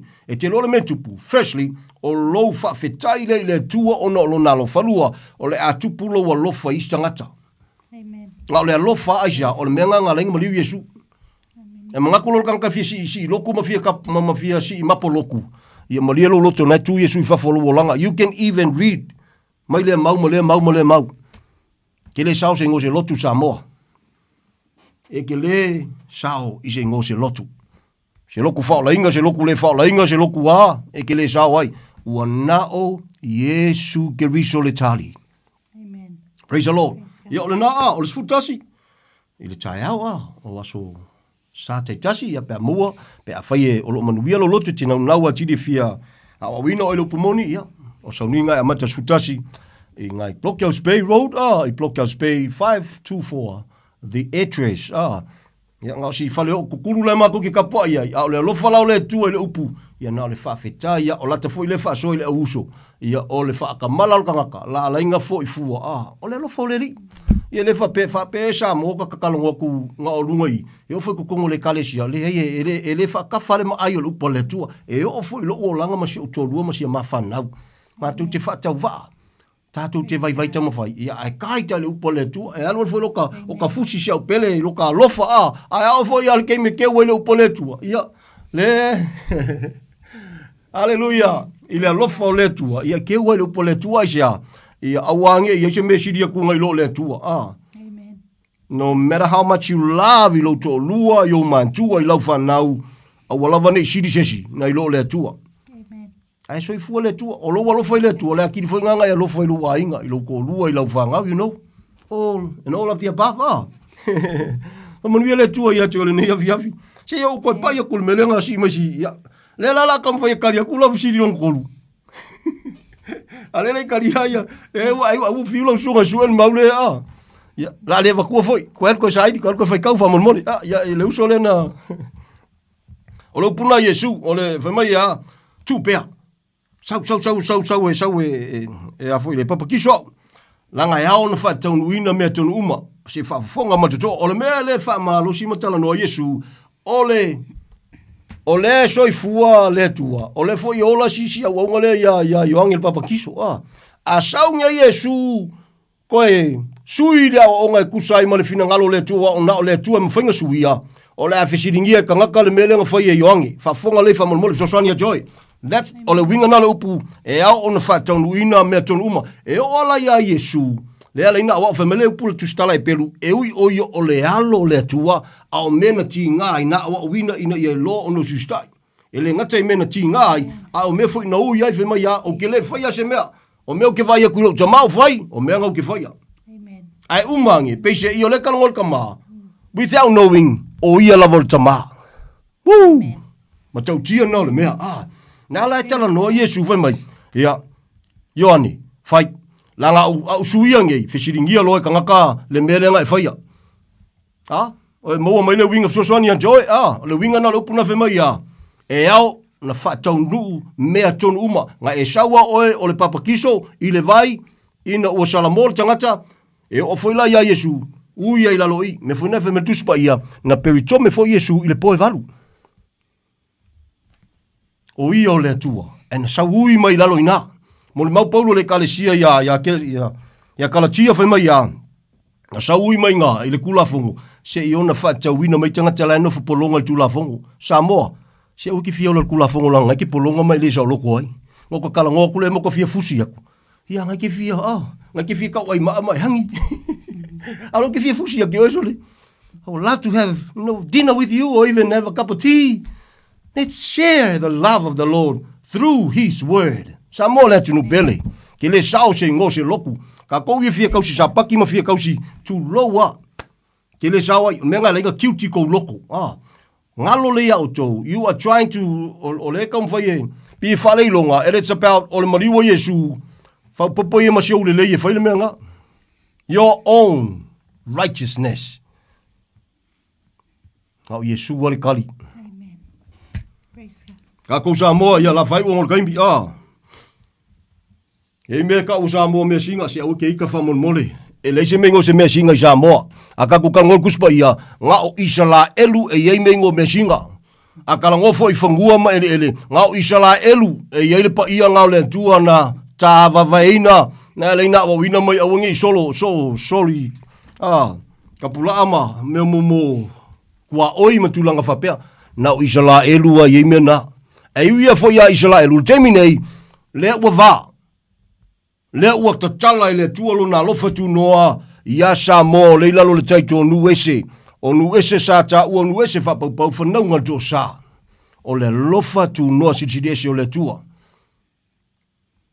a kaufi maungi Samoa e se awa ke ika fa mole se fai ko kunya fiafi ne fui la o Amerika ko le aso le ta o fu a Samoa to lo te pulo fa maloi nei au nei ta mama tu nei tangata sa tau sa mai le tulanga petala no le tino ai te lole ma tau tio le mea se tuloa ai aka kalongo le ku falenganga talo sia na maliu I lato nisho lato po lato manaui mai le taimi o fa maulalo mataria Yesu yo lato olanga if not ota se lo fai lo taloto ya I lato ai mafainga ku ko kasi sa mo mai le pulenga isia ku usa ka ko ngofo I lalo ai afai langa ku Yesu fa fo la ko olanga ta lofa.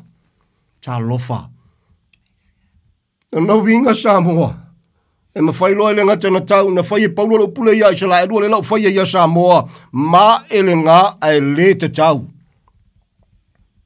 Pe a whai, na tu ilo lato malosi no o lawe lo lato soifua, na mai mau, ai a whai ele Italia e lato Yesu ke riso le na maliu mo lato, ta lofa ilo lato tau tinga. Samoa, e ol kako fua Samoa, o ke mika ai. Lava nga o Yesu ka ko ke mika ai. So se Samoa e lofa moni le tua. Lava nga o Yesu malona sa talu te mita mai whawhetai mai mori mau i tanganta. Nata fua. O lana mea fua e whai aoi. Nga o Yesu wa. A whai. Na o ai a Paulo o le Israelu. Whai mai a. Peru tome le poe valu. O le a ingo Israelu. O le Peru sa e Peru. I le tulanga le tribes. O le sapeni amina. E feso. Mai o ia o le farisaio. Ka ula pisi e Paulo me umana ona o le mawalunga o Yesu Samoa. Aungi whainka, aungi e whapel. You can let go all of those but Jesus. Ka awhi mau Yesu lo walanga. Ka kukile oa ma avese mesori. Hallelujah. Nga wa o Yesu. Asau Paulo koe wha mangaku. A maua loa mea ai maua maofu. Ngaka loka kou. Ai sea. Awa o sa olka malo aisha wa sila fia mala malama Paulo o le anga malko sa o le tua ele aia ma sisi alma se mea e susungu inga le ngei lalo langi uma na le tangata e whamau lalo ma whatu tua ya Yesu ke riso matu mawai only those whatase mai sala elua koe whasanga le tua lona nuu whai maila tala tuspa ia le temi lea ele tua wa o le sisala elu e lo le tua not only that e whaola inga pe lave inga isala elu uma le temi lea this time e uia Yesu o le na maliu. Ele lako le Israelu fa pe o ngai o le Israelu fa pe le e mangi ai no.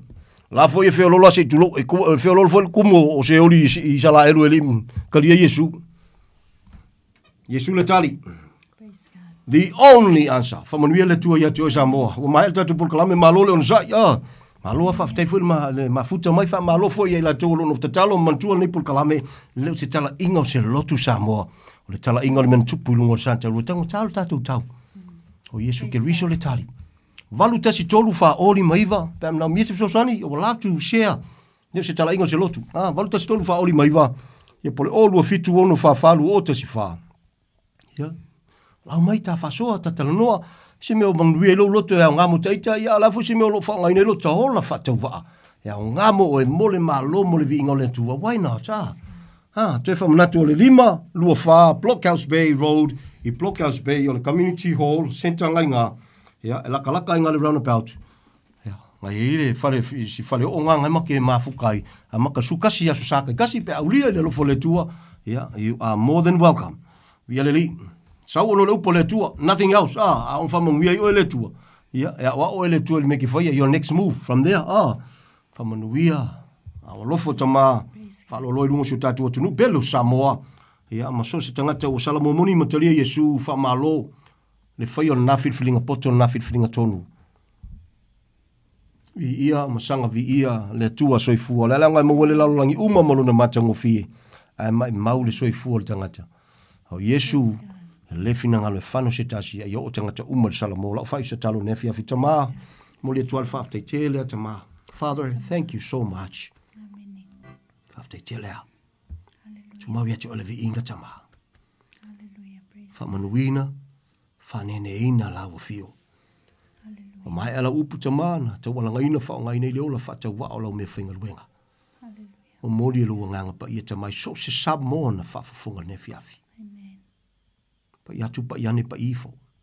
Nga lua atu lo mana lua nganga pa ia ta maa. E wha pena na au auna, maala malama i la upu moni. Au auna i e leo noa. Mo lo malo mo lo vi inga yasu to toi. So mātou atu nuu. Yo na taitai tama, yo na tangata nu, yo mātou ainga le tino ni woni e masani. Lo mātou atua. E le imali ufua lo walo pele. Si tia ya te oe mea uma ma le wha maulalo tama.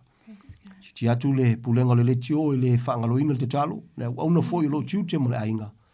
O wa ao lo fai wha lo lo tama. Tono le ministry tama, si tiu o lofa me uma. Le uso mal tapo inga, le inga fa tu lau tele so se ngana i so se lano. Lo nu o so la elu tama. O wa lo fa fa lo tu sai ma lo upu lo ma tu tu. Wa ni o ti ngani o la tu loto ai ni o fa mai tama ma le fi mai ono o le mala malama. Fe so swani lo nganga pa ia tama. O le mele ma fa ia tangata. O ma tu le se me finga tai la wa fio. Si tia ia te oe me uma ma le loto e whamaulalo. Whamanuia foi te mau ao lo fai whaloloa. I so se Samoa. O manuia o latu loto i la upu moni. Ma ave ma ua lata ma latu te manutua i o matu te ngata whatau wai te talo. Oi foi i o lo whamanuia mai, ma le lei mai tamani me fawai. Ya, e le pōlau sila i te ngata malana o lo whai. Whamanuia e tusa ma la upu. O maola whatau wata ma, le to lua ma le whanau. It's an honor to serve you. And to live under your grace and your grace alone. To mauia te oele vi inga neimas uma whaafetai tele tama. E ala ilo walo pelo Yesu te talo o whaafetai tele. Amen. Ma amen. Thank you so much, Father. Thank you, Jesus.